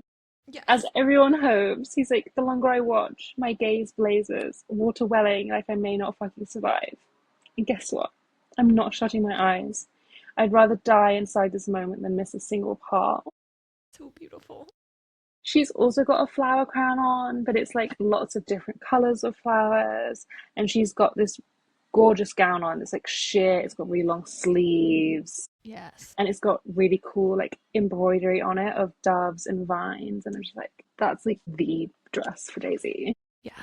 Yeah. And she like twirls as she's walking down the aisle too. She's just so happy. And I love it also that she mouths, hey there, and he's like, hey Calloway. And They're yeah, all about crying. I know. Rose But is like about passing tissues around. yeah, even Daisy's crying. And it's cute again, like you said, with the hair. Reich notes that something about it's her choice to return to the shade. Yeah. Like it's her choice to walk herself down the aisle. Like it's her choice. Well, it was obviously their choice, but like it's her choice to have a baby. It's so special. She's come so far. And so she finally meets Reich at the end of the aisle. And Sully steps up because he's going to officiate their wedding. And there's like this bit where Daisy's like, he's your best friend. Or your best childhood friend. And Reich's like, he's my summer camp best friend. Sully's like, dude, we're best friends. Reich's like, Sully travels all over. He's got more friends than just me. And it's hard for him to accept that he could be Sully's best friend. But he is. They're best friends. Yeah, I think was when, oh, so Daisy was the one who asked Sully to officiate. And then that's why, like, that was the conversation around it where, like, Reich thought that Sully wouldn't want to do it because there's, like, a lot attached to it or anything. But he doesn't see, like, how much value Sully puts in him. Yeah. So Sully says, I figured something out. But I guess I already knew it. You two have sacrificed a lot for the people you love. So now, right now, in whatever time that's left, this is your time to be happy. We're all here ready to watch you, not in a pervy way. And then it's their vow time. And obviously, you know, what did they say? They decided to save the time when they first fell in love with each other for their vows. Yes, when they knew that it was that can't eat, can't sleep, reach for the stars, over the fence, World Series kind of stuff. So Daisy goes first. Do you want to read it? Where is it? Okay. The simple answer would be the moment you dove in after me. But back then, I hadn't discovered the depth of your compassion, how much you truly love living life, and how we seem to fit even when we shouldn't. I knew at the Alps when I ran so fast outside in the deep snow, barefoot, barely clothed. You had done so much for me before then. You always cared about me. You were always there for me, but this time felt different. You wrapped your coat around me, picked me up in your arms, and said, when life gets fucking hard, you can always turn to me. You need to run. I'll run with you, Calloway. Just put on some fucking shoes first. I realized then that I'd never want to be vulnerable with any other man but you. Someone who understands me, respects me, loves me so wildly. You were the only one. You are the only one. I love that too, because we saw that scene in Kiss the Sky, but we never knew what he said to her. And I love that we get to know what that happened. I love it. And it's part of the whole thing. And like he notes that at that time Daisy was 17. And he's, you know, saying so close to her that like foreheads are touched together. I have you fucking beat, sweetheart. Daisy's a little confused. So right, it's his time. He says, I knew that you were the only girl I'd ever fall in love with, could ever fall in love with, in Cancun, Mexico, on the boardwalk of a bungee jump. The prologue of the book. I knew back then, Daisy Petunia Calloway, because you were the only girl I'd ever met that was as deeply caring and as fucking lonely as me. If anyone was going to fill my heart, it was you. Only you. She was 16. So they've loved each other for so long. And I just want to note that like they didn't act on it then. Right. Before anyone gets this was I mean, people listening obviously are fans and they know, but like this wasn't him being attracted to her. This was him realizing that, like, if anyone could understand him, it would be her. Yeah. This isn't him saying, I want to date her at 16. Yeah. This is just He wasn't looking at her like that. Him recognizing a piece of his soul in her. But like the fact that like it was Cancun and that was 6:30 a.m. as the sun was coming over the horizon, and here they are getting married at like 6:12 a.m. the sun coming over the horizon. And yeah, so like Daisy's crying again. You never said anything before. I never thought I'd be with you. I was fucking content with the idea of being alone for the rest of my life. You want to know what I am now? I'm more than fucking happy days. Thank you. They're kissing and they're saying I love you and thank you in their kisses, because there are just some things that words can't describe. And the vow, this is like, this is everything to me. Wherever you go, I'll go. As long as I'm alive, this will never fucking change. Good. So good. That's generally my favorite line, I think. Wherever you go, I'll go. Because it's just so, everything about them. It's not about like, yeah, they want a family, but then like, that doesn't mean they're going to settle down. It's more like wherever life takes you, wherever this adventurous soul that really brought us together, we do all these adventures together. Path. They finally have someone to do that. I think they were both, like even Reich said, you know, they were content to be alone. Yeah. And now they don't have to. They have a partner forever. Yeah. So I love going into chapter 44, and it's Daisy Meadows now. It's their wedding night. Yes. And look, this obviously had to have a highlight. Of course it did. Daisy is recording her new voicemail. She goes, "Hi, it's Daisy, not Duck and not Duke, definitely not Buchanan. I am a Meadows. If you haven't misdialed, then leave your name after the beep and I'll call you when I return from the moon. Don't wait around. It may take a while." Yes. And I'm just imagining, because she got distracted because Wright came in buck naked, but there's just a gap in her voicemail. Yes. And she calls him husband. Did anyone interesting call? They're so cute. They're so perfect. It was Jonathan calling Reich to tell him that Greg and Jonathan are leaving to go back home for something. And she's worried, but he assures her that it's like, it's nothing, that they're not mad at them. There's something that they have to take care of. Yeah. It's not like it's not about emergency Daisy or being about pregnant them. or anything. Or the camp, since those were the two big things. Yeah. So she's worried about that, but then she just goes right back to, you knew I was the one in Cancun. No. She's in the bath right now, and she has like these, she's like a bath bomb or whatever, and she grabs some pink bubbles and says, "Would you still love me?" with a pink beard. I love her. I love that she's so free to be herself. Yes. She doesn't have to hold back anything. She found someone who perfectly matches her energy. Yeah. Even though, you know, like, Reich isn't doing the same thing, but he's still matching her energy. He's there for every crazy idea or like instinct that Daisy has, because his soul is like that too. Yes. Oh. So he asks how she's feeling. Like, I love that it's, because we talked about it, like, it's their wedding night. We can assume what would happen, but he's asking if she's tired because, like, it's only when she's aroused. Her pleasure is his pleasure. So if she's not in the mood, then that's totally fine. He's not over here being like, yeah, you know what we need to do right now. She is in the mood, though. She's like, we need to consummate the marriage. I love it. Reich's like, we're not living in the 17th century. We can do whatever the fuck we want. She wants to do him. That's what she wants. And again, like we just said, he can now call her Daisy Meadows. And she's like, say that again. Daisy Meadows. Which is so funny because I'm in the middle of another reread of the whole series, and I got to I just finished Addicted for Now, where they're like, you realize that if you married one of the Calloway sisters, she'd have a porn name. Daisy Meadows. It's fine. But yeah, so they have a very special wedding night.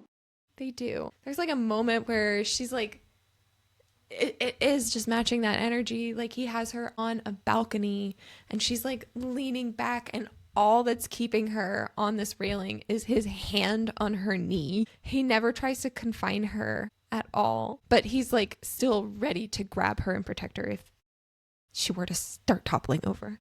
Yeah. Also, I love that there's a point where she says, "My pulse is speeding 150 miles per hour." Love it. It's a sunrise, it's 150 miles per hour. They always have these special things. They do. So all of a sudden they hear sound outside of their hotel room. I think it's that they hear Coconut's collar. And Nutty had been with Rose. So a slobbering canine won't watch you fuck. Rose. And so Daisy realizes, like, our dog is wandering around the halls of the hotel. Either something's wrong with Coconut or something's wrong with Rose. And considering Rose is incredibly pregnant, I'm going to guess it's Rose. Yeah. So Lo's on the phone. Yeah, they go out. Lo's on the phone, shouting, talking with someone. Maximoff is crying, calling for Jane. And we hear Lo's ask, like, what hospital is she going to? So they don't know. And when they hear Moffy talking about Janie, they're like, has something happened to Jane? Has something happened to Rose? Like, what's happening? Oh, and it's so cute because Coconut comes to Daisy and then she gets Moffy to come over and he's wearing his Spider-Man PJs. And and then he's, crying against Coconut. So she's helping him. Nutty's there for Moffy. Lo's like, whatever you said wasn't English. Like, I think it's indicative of like Connor's headspace that he knows he's talking to Lo and Lo can't speak anything other than English and Connor's over here like probably saying something in Spanish or French or something. I don't fucking understand what you're saying. He needs to give the phone to Reich. Yeah, he does. So they learn that Rose was having contractions and she really did not want to have a limo baby. Again. So they went to the hospital. Yeah, again. Connor thinks there's a chance that she could go into labor tonight. So everyone is like getting ready to like follow them to the hospital and find out what's going on. But Reich and Daisy are not. They are going to enjoy their wedding night in peace. Well, they do think they're like, should we go? Yeah. Lo reminds them what Sally said about you, like, Daisy for once choosing to be selfish. And he's like, it's your wedding night. Stay here. And they choose to. So I'm like, good. Put yourselves first ones. Listen to what people are saying and just enjoy yourself. So yeah, they stay. And I think Lo and Lily go to the hospital. They must be. Yeah. No, I'm looking at the next chapter. Chapter 45. My least favorite chapter ever. Hey. But we have to get through it. We do. Everyone just have your tissues ready. Tissues ready. Look at this whole box. This is what everyone needs. Really fine. Everything is grand. Reading this chapter never gets any easier. No. Like, I think sometimes there are books that you can read where, like, obviously it's a massive shock the first time, but when you reread, you know what's happening. I know what's happening every time I've read this. It never gets any easier. The reaction is the same. Yeah. It's a lot of book to digest in one read. So it's like you continue to read, you notice all of these other little moments between these two that just like build on their friendship. But also the like subtle foreshadowing sometimes that you pick up in a reread, or just like when we were just talking about some of the stuff, and I'm like, and it's like so it gets so in your face the closer and closer we get. Like we literally just had that conversation where he is your best childhood friend. They are best friends. And then we go to this chapter. Like, what the fuck? You know. Also because at the rehearsal dinner when they talk about, him coming to Desert Shield because they always climb together, he always clears the way. Yes. Yep. Well. So, 45. Sully, Reich, and Eddie are headed out. Eddie is driving them. He's not going to join them, but he is driving them to climb some mountains. And Daisy and the rest of the family have already, like, they're going. So they're on the outskirts of Cusco, Peru, and everyone else has flown to Lima. Yeah, and he's going to meet up with them there eventually. But yeah. So I think it's been a while because it says, the honeymoon adventure with Daisy came to a close this morning. Yeah. It was 4 days ago that was Rose at the end of their wedding. So they had a couple, 4 days they together. Spent time together. And now Daisy is she knows what fills Reich's soul. It's climbing. They're in a beautiful location to go climbing. So she's like, yeah, go do it. Spend some time with Sully, go climbing. So they get to the spot, Eddie drops them off and then drives back. And as Reich and Sully are like gathering all of their gear, it's this bit where like Sully's like, you think we can order a pizza? Sure, tell the delivery guy to meet us at the summit. It's a 2,000-foot ascension, so we learn how big this Yeah. So for climb is. reference, Desert Yeah. Shield is 1,000. Yeah. I don't know how much Yosemite was. And I also don't remember how. I feel like I messed up the how big the cliff face was in that that one chapter where Where the paparazzi come? it was 115-ish. Yeah. Yeah, no, I think you said that right because we were saying it was like I think I 100 said feet or something. 50, and it's 15. Okay. But close enough. So that was really scary, and that was only like 115-ish feet. So we're looking at 2,000 That's feet. insane. Crazy. But Sully's like, he better pack a helmet, and that's when he realizes he doesn't have his helmet. Yeah, he's just left her in the back of Eddie's truck, who's just driven Eddie's away. gone. Yeah. And but they do say like they have a little bit of signal. Yeah. But it's decided that Reich is going to give his helmet to Sully because he's the one that climbs first. So Reich wants him protected. If anything were to fall, it would hit him first. Yeah, I hate that line. Why?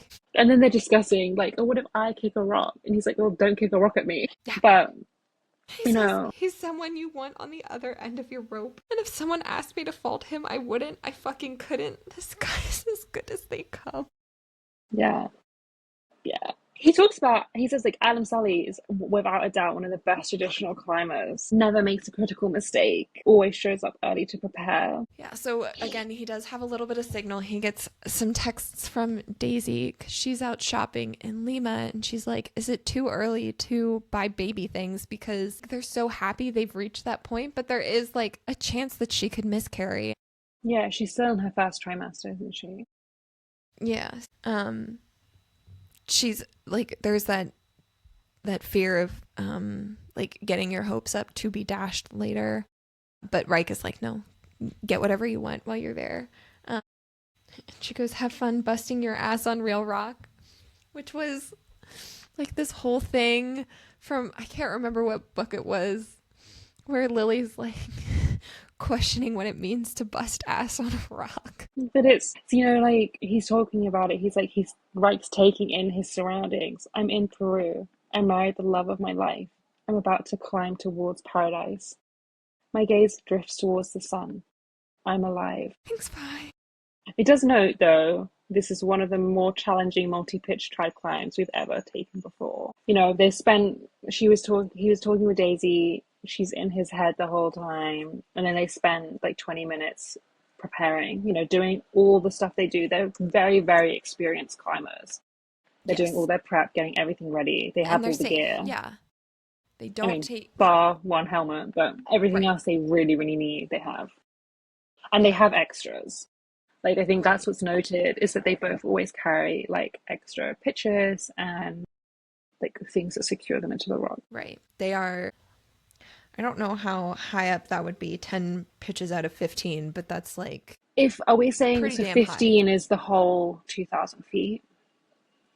So, yeah. I'm assuming 15 is going to be closest to that 2,000 feet. So they are up there.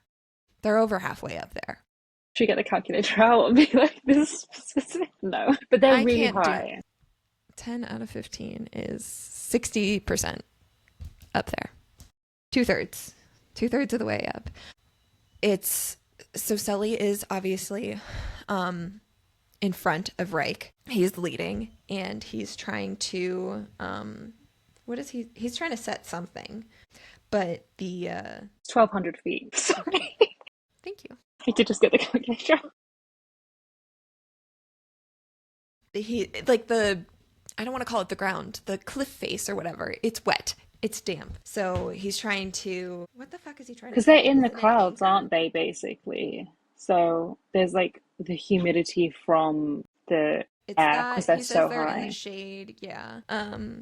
So, again, they're very safe about it. Like, Reich is just like, I mean, he's joking about it. He says, take your fucking time. I'm not going anywhere. But like, he's still genuine about like, don't rush. Like, be safe about it. Do you know what I absolutely hate? Because you were just talking about like certain things that happened before. Sully's obviously trying very hard to secure the next thing into the wall. His anchor, sorry. But his leg is shifting and like between the rock and the rope, and Reich very, not panicking, but like very firmly is like, watch your leg because that could be catastrophic. And it's like, that position would flip him upside down and smack him into the wall head first. Like, okay. I just flipped the page. I hate this page. No. But yeah, exactly. They take their time. They're being really safe about it because, like you said, it's damp. They're not reckless. They know what they're doing. But you can never control everything in the wild environment. Sully is like, did Reich just make a joke? But Reich says, I have no time to counter. I detect loose rock tumbling on the wall, headed straight for us. He screams at Sully that there's a rock 100th of a second too late. These situations that can claim your life, they happen with persistent thrust, unable to break, to stop. I'm at the mercy of forces beyond me. So this rock slams on his head. And Sully is wearing a helmet. Yes. But a helmet can only do so much against like big rocks. Coming at that speed. Yeah, disoriented. And then 2 more massive chunks follow that. And Reich tries to correct what's starting to go wrong because, like, I guess they balance each other out, like, their weight-wise. I don't fully understand how the mechanics work with rock climbing, but he's, like, trying to do what he can to protect both of them as the rocks continue to fall on them. Like, and because Sully's falling, like, he just got hit in the head. He's disoriented. He's no longer, like, holding on to the cliff. So Reich is trying to make sure that Sully's not going to fall, too far, yeah. Yeah. Because the way it works, like with each anchor they put in, is that when you're putting in the next one, if you fall, the one that you put before that should catch you. Right. Basically, so you should only fall like one section. Yeah, one thing. Yeah, pitch down, I guess. That's what I don't know. I think the wall is divided into pitches, but a pitch is several anchors. Okay. But there's going to be, maybe there'll be some like rock climbing expert listening. They'll be like, these girls don't know what they're talking about. Yeah, we could. Which totally fair, we don't. I have zero. We're doing our best to explain and understand. Yeah. So while all of this is happening, he slams into the wall and really hurts his leg.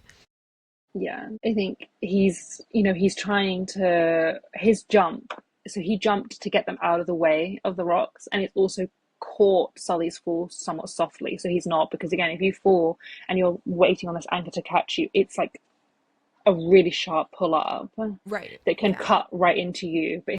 But Reich's balancing of the weights has kind of softened that a bit, because again, like Sully's like kind of out of it. He's not unconscious, but he's, like you said, disorientated. He's been smacked in the head. He's falling, but Reich gets flung into the cliff face, and I think like does serious damage to his right leg. Yeah. He's in agony as well now. Yeah. And meanwhile, he's still like focusing on Sully and trying to get Sully's attention. And then yeah. And then they're saying like there's another boulder. He shakes his head, leaning back in his harness, fucking disoriented. When he turns his sun-beaten face towards me, the stream of blood oozes beneath his helmet and down his forehead. With a quaking hand, he gives me a half-hearted thumbs up. And then the third boulder barrels downward, faster than anything else, and bolts straight into his gut. It slams them into the rock face, like his leg and his shoulder being tenderized against the thing. But all the Wright can think about is Sully, and he's screaming for him because, and the thing is, I can imagine this in my head. All he hears from Sully are these like strangled, gurgling sounds, and Reich's like trying to think, how can I reach him? Can I get to him? But then the rock falls off Sully and is aiming right for him. And Reich almost loses his grip on the wall as well. And again, they're over 1,000 feet up. They've fallen a bit, so everything is messed up. They're relying on their anchors and the wall, the rope attaching them to the wall. And they have to find a way down now. So Reich is trying to climb back up to Sully because he's like, they both fell, but Reich is still below him. He's got a fucked up leg now, but he's still trying to hoist himself back up to Sully because Sully is not doing well at this point. Sully's choking. He can't support his neck, and he's not responding. So, you know, before he'd been stuck in the head, but he was able to kind of signal to Reich that he was okay. He's like coughing and his lips are turning blue. He's coughing up blood, and he like is able to signal to Reich that there is internal bleeding happening. So Reich is like all of a sudden in like fixer mode. He's talking softly to him at this point, which Reich is not a soft man. But he's like, hey, I'm gonna get you off this fucking rock, okay? He mumbles something, but I can't understand. The fucking anguish in his eyes is like nothing I've ever seen before. I concentrate on saving him because he's gonna fucking make it. And so Reich is like fully prepared to get both of them down. Like, Sully's out for the count. He cannot get himself down. So Reich is fully prepared to get him down and like get Sully down and himself down. And Sully recognizes that and he's like, leave me. He just wants his friend to get out of this safely. He already knows that one of them could survive if they just went on their own. Yeah, and Sully's crying, Reich's crying, and he's saying, you know, like without Sully's dead weight, how he could make his way down. But with both of them, anything could happen. They're relying on the anchors they've set. And if Reich said, you know, the one that caught them, it had already supported both of their weights and then the rock that was sat on Sully. But it's like any one of them, the rock that it's in could not be able to support that anymore, especially with them being dead weight, like not being able to support themselves on the face. Yeah. Fully supporting themselves on the rope and the anchor. And so it's like, Reich knows if he makes any mistake, they're both dead, but he refuses to give up. But Sully wants him to leave him. And he, you know, Reich's like, I'm not fucking leaving you here to die. And Sully's like, I'm scared. I hate that bit. Especially this bit, like, Reich's promising him, like, that I'm not, like, wherever you're going, I'm going to be there. Just whatever you fucking do, don't go to sleep on me. So Reich he has this plan in his head. He's like laid this out for Sully and he starts trying to get them down the mountain. And he, like, one of his ATCs breaks, I think. That's helping him. It's like his rappel device and I think it breaks or gets. Yeah, but we should note that so they were at over 1,000 feet. Now they make it down to they're still hundreds of feet above the ground. But they got down a bit. But, you know, Reich notes that his adrenaline is fading. He's obviously in agony from his, I think his leg, like his whole leg is destroyed. Right. And obviously his friend is dying or has internal bleeding, is a head injury, and he's supporting both of them. He has to try and think clearly, but he's also in this massive pain himself. So he manages to get them, you know, let's say at least halfway down again. Yeah. And he doesn't break. He has the ATC and he drops it. And his whole thing is like, don't make a mistake, but like, don't make a mistake that could cost your life, but also you're on a timetable. Like, Sully is dying. You need to be moving with some urgency. And so like, he's trying to. But I think before, you know, they were far away, but now they're like right next to each other. Because he goes through Sully's gear to get another ATC. Yeah. And he sets a new anchor. He starts rappelling, but he notes that the ATC feels off and they're going way too fast. And he's trying to slow their descent and it's not working. And he says, with the amount of weight on the rope, I think I'm going to come right off it and meet the ground, falling 100 feet. Like, they are racing to the ground. And in the last moments, I see her walking down the aisle, her smile like the sun, radiating all around me, watching her light up the world before it darkens. What a shitty fucking chapter. Yeah. So, I mean, it's crazy. They made it like all the way to 100 feet left, like from like 1200. They're almost there. It was just one thing. And it's like, they did everything right. Like, he was wearing his helmet. Yeah. And I mean, thank God that Wright gave Sully his helmet. And I mean, the only thing that went wrong, right, on this day was that Sully forgot his helmet. But it would have made no difference if Sully had his helmet. Yeah, no. He was wearing it, and Wright, obviously, like, you need a helmet, but he didn't. That made no impact. Right, Wright's injury had nothing to do with wearing a helmet or not. It wouldn't have. Yeah, this is all just completely down to the rock. Just completely like unpredictable. Yeah, like Wright even says like he can't. Sully was throwing up blood, coughing up blood. He couldn't tell if he was still alive, and then they fall, and the chapter just ends with Wright seeing Daisy in the light. Yep. Yeah. Yep. After they just had the happiest time, everything's finally perfect. I know, I was sitting here like, we're talking about how Reich was so worried before the wedding about like, we have these moments of happiness and then it gets taken away from us. And I'm sitting here like, yeah, in this one singular day, they had their moment of happiness and nothing got taken away from them. But if we look at like a slightly broader the week, timeline, just the week, like happiness, and it's snatched away from us and I don't like it. So now that we've passed the worst chapter of the book. Right. So Daisy is in Lima. She's out with Lo and Connor. I think they've stopped. Price is there doing his bodyguard shit. Yes. I think they're at a little pub. Yep. Having Lo's like, do you want a beer? And Daisy's like, pregnant, remember? But it's cute because, Daisy texted Reich about baby shopping, and she notes that, like, she's not surprised that Lo forgot that she's pregnant. Rose mostly did the shopping. She just bought a soft little handcrafted Peruvian doll in a red dress.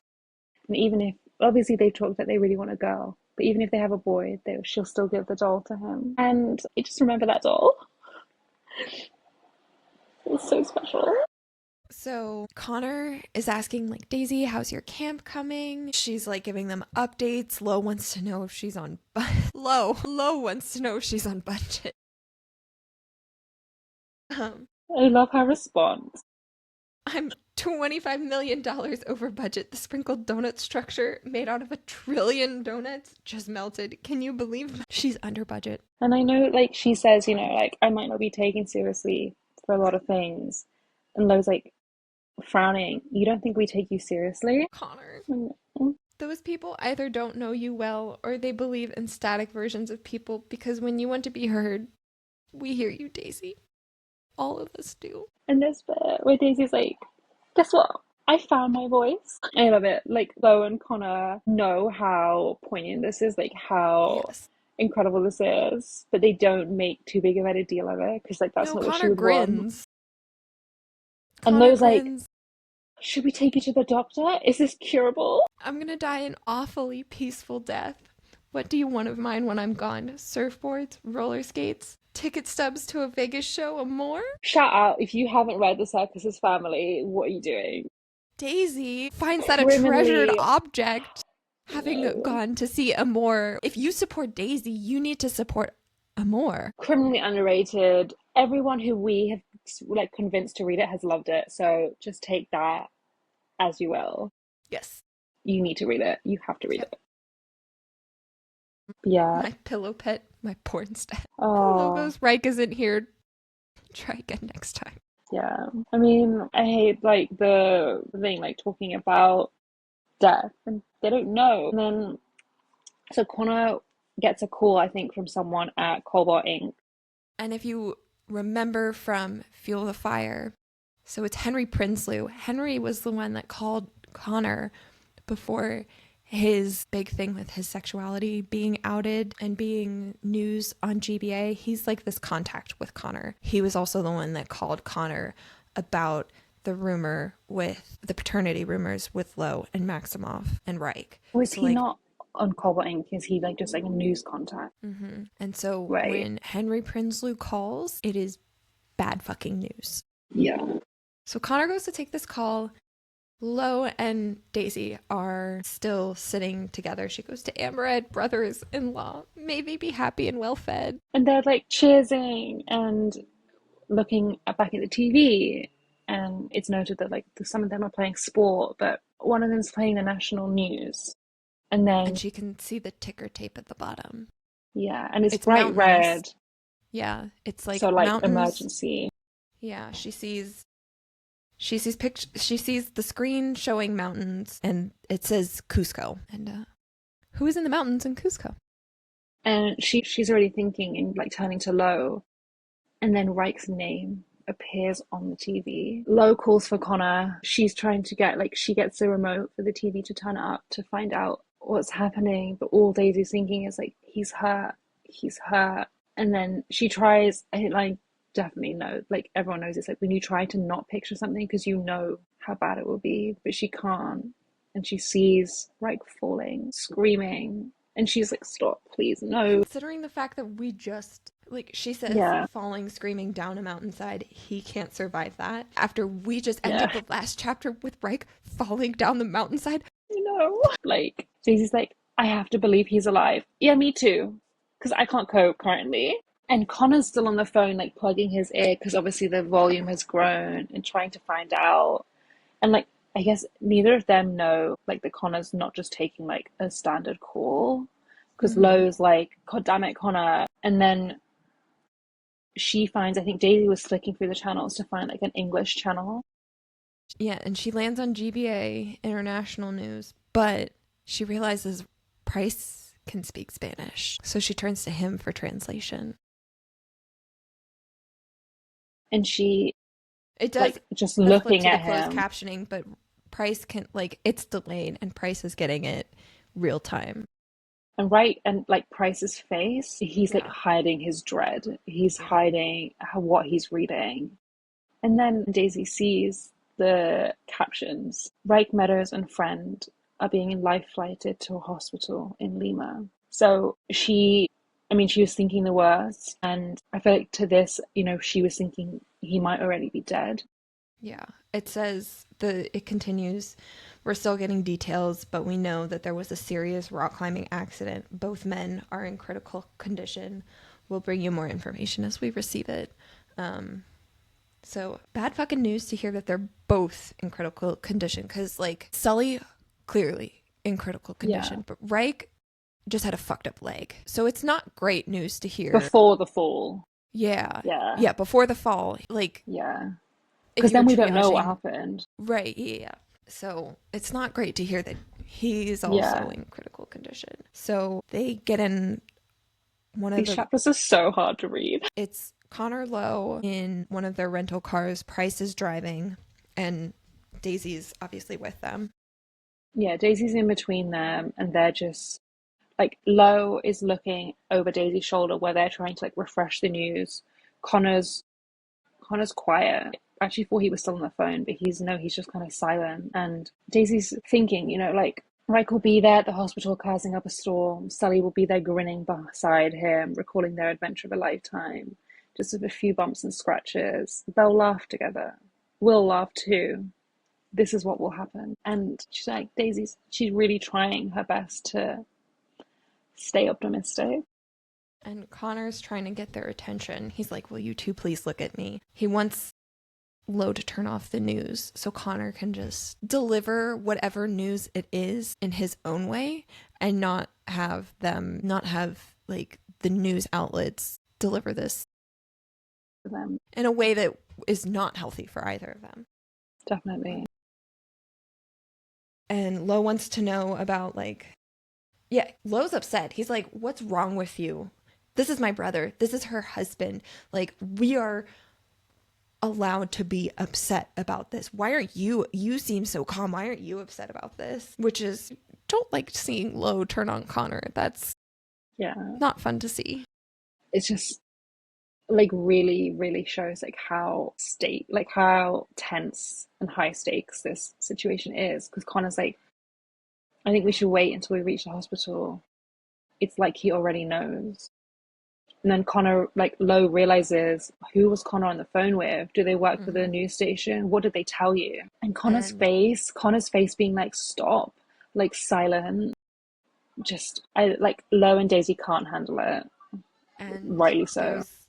There's a reporter on the radio saying that they have more information about the accident. I thought there was a bit, maybe not. Daisy's refreshing her phone and she's like, why am I clicking? But she can't stop clicking. And then she starts to see the same result over and over and over again as the radio says, on transit to the hospital, Reich Meadows was pronounced dead. And Price switches off the news right then. 5 seconds too late, buddy. I think I missed it before, but Connor wants them to turn off the news, and the radio had been on, and Connor said, turn off the radio, and Daisy said, no, leave it on, and Price listened to her. Yeah. But then, obviously, when they say that Reich was pronounced dead, Price shuts off the radio. But, Lo and Daisy aren't taking this news really well. It just hurts. Like, Lo brings his, like, knees up, and, like, it's just, like, bawling into his legs and his arms, and Daisy can't breathe. She's like tugging at her shirt, trying to breathe. Right. Just thinking like, we just got married. I just crossed an aisle. Sorry, I just walked across an aisle. We just professed our love. And he'd said he'd known that I was the one for a long, long time. Now I'll never see him again. He'll never hold his child. Never. And then she does say like boy or girl, but we know that they're really hoping for a girl. Never see her up close, never watch her take her first steps or hear her voice. And I think they're driving, but Daisy like kind of like climbs over Connor to throw up out of the car. Yeah, she's not doing well. This bit hurts when it's like, please stay, don't go, not yet. I want you here with me. Please stay. And then her horrible fucking theory: for every happy moment, a terrible one swoops down to smite us. If we'd never come to Peru, never gotten married, he'd still be alive. What? The next line is even worse. If he'd never met me, he'd still exist in this world. It's okay. I know the truth. I know. And that's the thing, like, we're kind of reacting like we're reading this for the first time, but it's like, no, even though you know what happens, you've read this like 50 times, it's the same. They'd have to correct me if I'm wrong. But, like, there's so much left of the book that you can't be like, okay, that's all Daisy's POV. If you were, like, to look at the ebook, the chapters have their names. So I think it was Elisa and her roommates, one of them. I can't remember if it was Maria or Marissa. They'd have to correct me if I'm wrong. But I thought, like, one of them had read the book first and was trying to tell them that, like, Reich was a ghost for the rest of the book. Could you imagine? Complete total change out of a Krista and Becca book. Well, it'd be a bit like Love and Other Cursed Things. Ooh, ghost vibes. We're moving into the paranormal. It'd be different as well, like you were saying. If there was this much of the book left, I'd be like, fuck, this is real. But when there's like this much of the book left, you kind of don't get your hopes up, but you're kind of like, wait, maybe we're still safe. Yes. Because safe I mean, this could be Daisy onwards, like funeral, the baby life onwards. Because also when this book came out, we didn't know that there would be some kind of perfect. Right. So you could be like, well, this could just be the series wrapping up. If you wanted to be like, I don't want to get my hopes up. But it's Connor's trying to make a call to find out. Because it's too late. He tried to prevent them from hearing any of this, but it's too late. They've heard it, so he's trying to call into the hospital, but they've already had Connor Colbolt's call. Obviously the news. Right. Or whatever. And Lo and Daisy are like slowly losing it. She starts screaming. Stop. And Connor's trying when all you really want to do is fucking scream, so she screams until she can't breathe. And Connor tries to tell her calm down a little bit. You need to breathe. Not calm down, like, Yeah. take a chill pill. It's one of the few moments we get where we kind of see Connor as this like older brother to Daisy. Mm-hmm. But yeah, like her and Lo are looking at each other like, I know, do you know? Can you feel this animal gnawing through me? And And even then, Lo's worrying now. Like he looks at Daisy like really worried, and she notices that there's something wet on her leg. and Connor shouting, drive faster, his voice unnaturally loud. I hate when Connor does anything that's unnatural to him. It means there's a Yeah, problem. I know. And Lo touching her forehead tenderly, fucking drive. But And she looks down before, and it's blood on her legs, between her yeah, legs. and she passes out. Yes. So chapter 45 ends with Reich fading into black, and chapter 46 ends with Daisy fading into black. And What we'll else do we... say the only good thing about the book is that you can see that the Yes. next chapter says Reich Meadows. Hi, Reich. And we're God. like, thank Hello, God. Ghost Reich. Could you imagine if it just said like Reich Meadows, brackets, ghost, the spirit of? I don't know why we're laughing, like this isn't the most traumatic We're part of the laughing book. to cover up the pain. Yeah, definitely. Really Whew. funny because we know it's not true. Yeah. I think it would have been interesting to like what 10, not 10 years ago, but like years and years ago, to be like live recording us reading this for the first time. Yes. Oh my God, insane. So, Reich opens his eyes yes. to And color.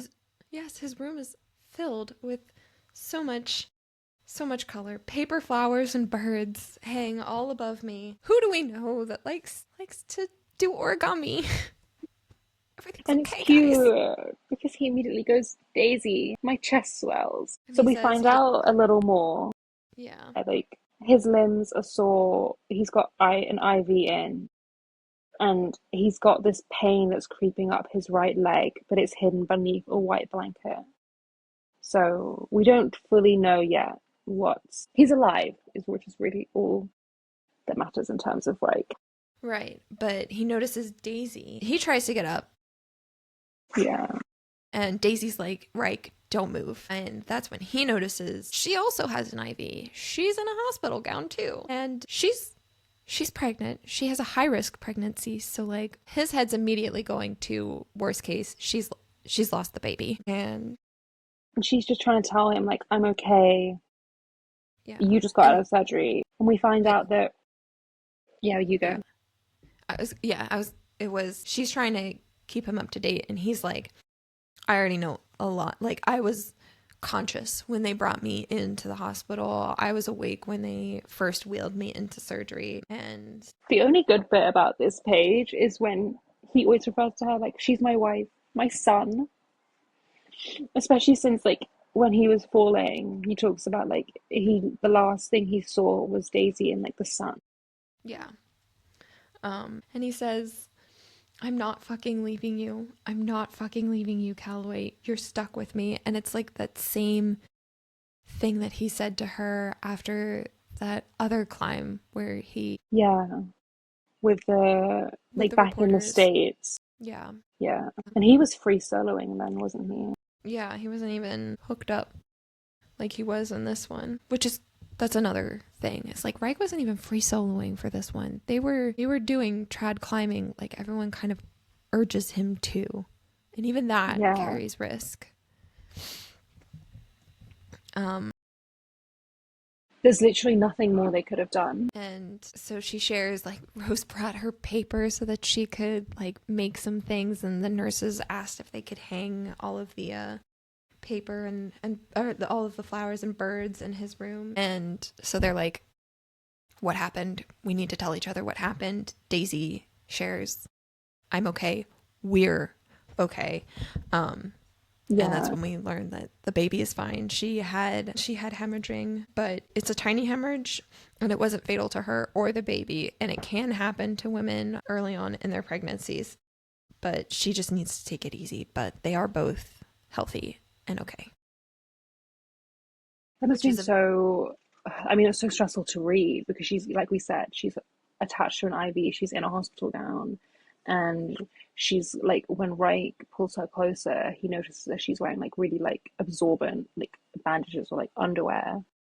And so he like, which you would link to thinking like Yeah. bleeding, a miscarriage. But yeah, so And that's a relief, kind of. yeah. But she tells him that she thought he died, that GBA, fuck them, raced to be the first to break the news, and they misheard their source. So they announced to the world that Reich was dead, and he actually wasn't, and that's... Yeah. All because they wanted to be Yeah. like the Well, best news yeah. station or whatever. Because And of because they GBA's... ran with it, Yeah. everyone else ran with it. Yes. Yes. Crazy. Fuck all of them. He asks about Lo, because Lo was not doing well, but being with Lily and Maximoff has helped him. Daisy just keeps crying. Yeah. I remember sobbing when I was like, I think just ever since the chapter on the mountain and then reading the Daisy one and like just tears through this whole section of the book. Yeah. And he asks if is everyone still here, and everyone is at the hospital, like Connor, Sam, Poppy, Willow. They're like, or Lily, Rose, Connor, Willow, they're all there. And Daisy had said, like, he had told them that he was awake, but they want to give them an hour by themselves before they bombard him. And Reich shares what happened. He says that he smashed up his leg. He's now a bionic man. He's got a plate in his femur and a rod with his tibia. His tibia has a rod and some pins, and the femur broke low enough that it won't affect his hip, but it will probably mess with his knee. And something very concerning that he thinks is, I don't ask about physical therapy or time frames to walk, time frames to gain my strength. I just don't fucking care. This was the man who, when he had his liver removed, was on the floor doing push-ups. And all of a sudden, this man has no care. None. It's not a good sign. Because he knows. Like he said, he was awake when he came in. And then So he starts to yeah. explain. He says that it was a rock fall. Sully was hurt badly, and we had to tandem rappel if he had any chance. He explains, that we were about 100 feet before the ground. And Reich stops, and he's like, I think in his head, he's replaying it over and over again. The rope slipping as he tried to break, because obviously, like he said, there was something wrong with the ATC he got from Sally's pack. And the rope, they descended way faster than they were meant to. Mm-hmm. And then obviously, like, we didn't find out if Reich managed to stop it, but, his hands are like raw and like burned. Yeah. And he said, I thought we decked. I thought we slipped off the end of the rope and hit the ground, falling 100 feet. But my knot held. And so, he explains they made it to the bottom. He dragged Sully away from the crag and called search and rescue because, again, like, thank God they had service. Right. He was unconscious. He tried to wake Sully up, but screaming at him, tapping his face, squirting water at him. And I mean, it notes like he wasn't moving, and obviously he didn't respond, but he was barely breathing, and Reich was checking his pulse. And then the helicopter comes, and they got in, and obviously they carried Sully in. Reich's like, They yeah. stopped compressions in the fucking helicopter, and I tried to fight them on it. Tried to do it my fucking self. They had to sedate him because obviously they're in a moving vehicle, and obviously Reich's super injured. I lost Adam Sully at 27, and I thought I'd at least have him for another 5 fucking years. Not 10, not 20, but I thought 5. Just give me 5 more years with my friend. Best friend, Reich. Yeah. And it's crazy that, like, that's the thing. Like, I think Reich and Sully were always very clear about, it's been noted in other books, it's been noted earlier in this book that rock climbing is a small community, and like every year they lose friends because of the risks, and that none of them have like an expected long lifespan. The more like the older they get and the climbs they do, their life gets shorter and shorter. But he thought he'd have more time. Again, they were so close to the top. He says, like you said, just give me 5 more years of my friend and we'll reach the summit again. I'd say he's too young to die, but we knew the risks. We talked about them all the time. He'd have been the first to tell you his life is cut in half every time he climbed. Yeah, so unfair. It is. So she shares that Sully's parents came and they're taking his body home. They flew in to see him, and they're bringing him home. And Reich says, I think he said he wanted to be fucking cremated. He also said that he'd rather die on a mountain than any other way. It meant that he was truly living his life, the life that he'd made for himself, the life that he loved. I shut my eyes again, the weight of grief like shackles around me, like the inked chain drawn on my rib cage, dragging me so far down. Regardless of my leg, I'm not sure I can ever climb again. The end of this part.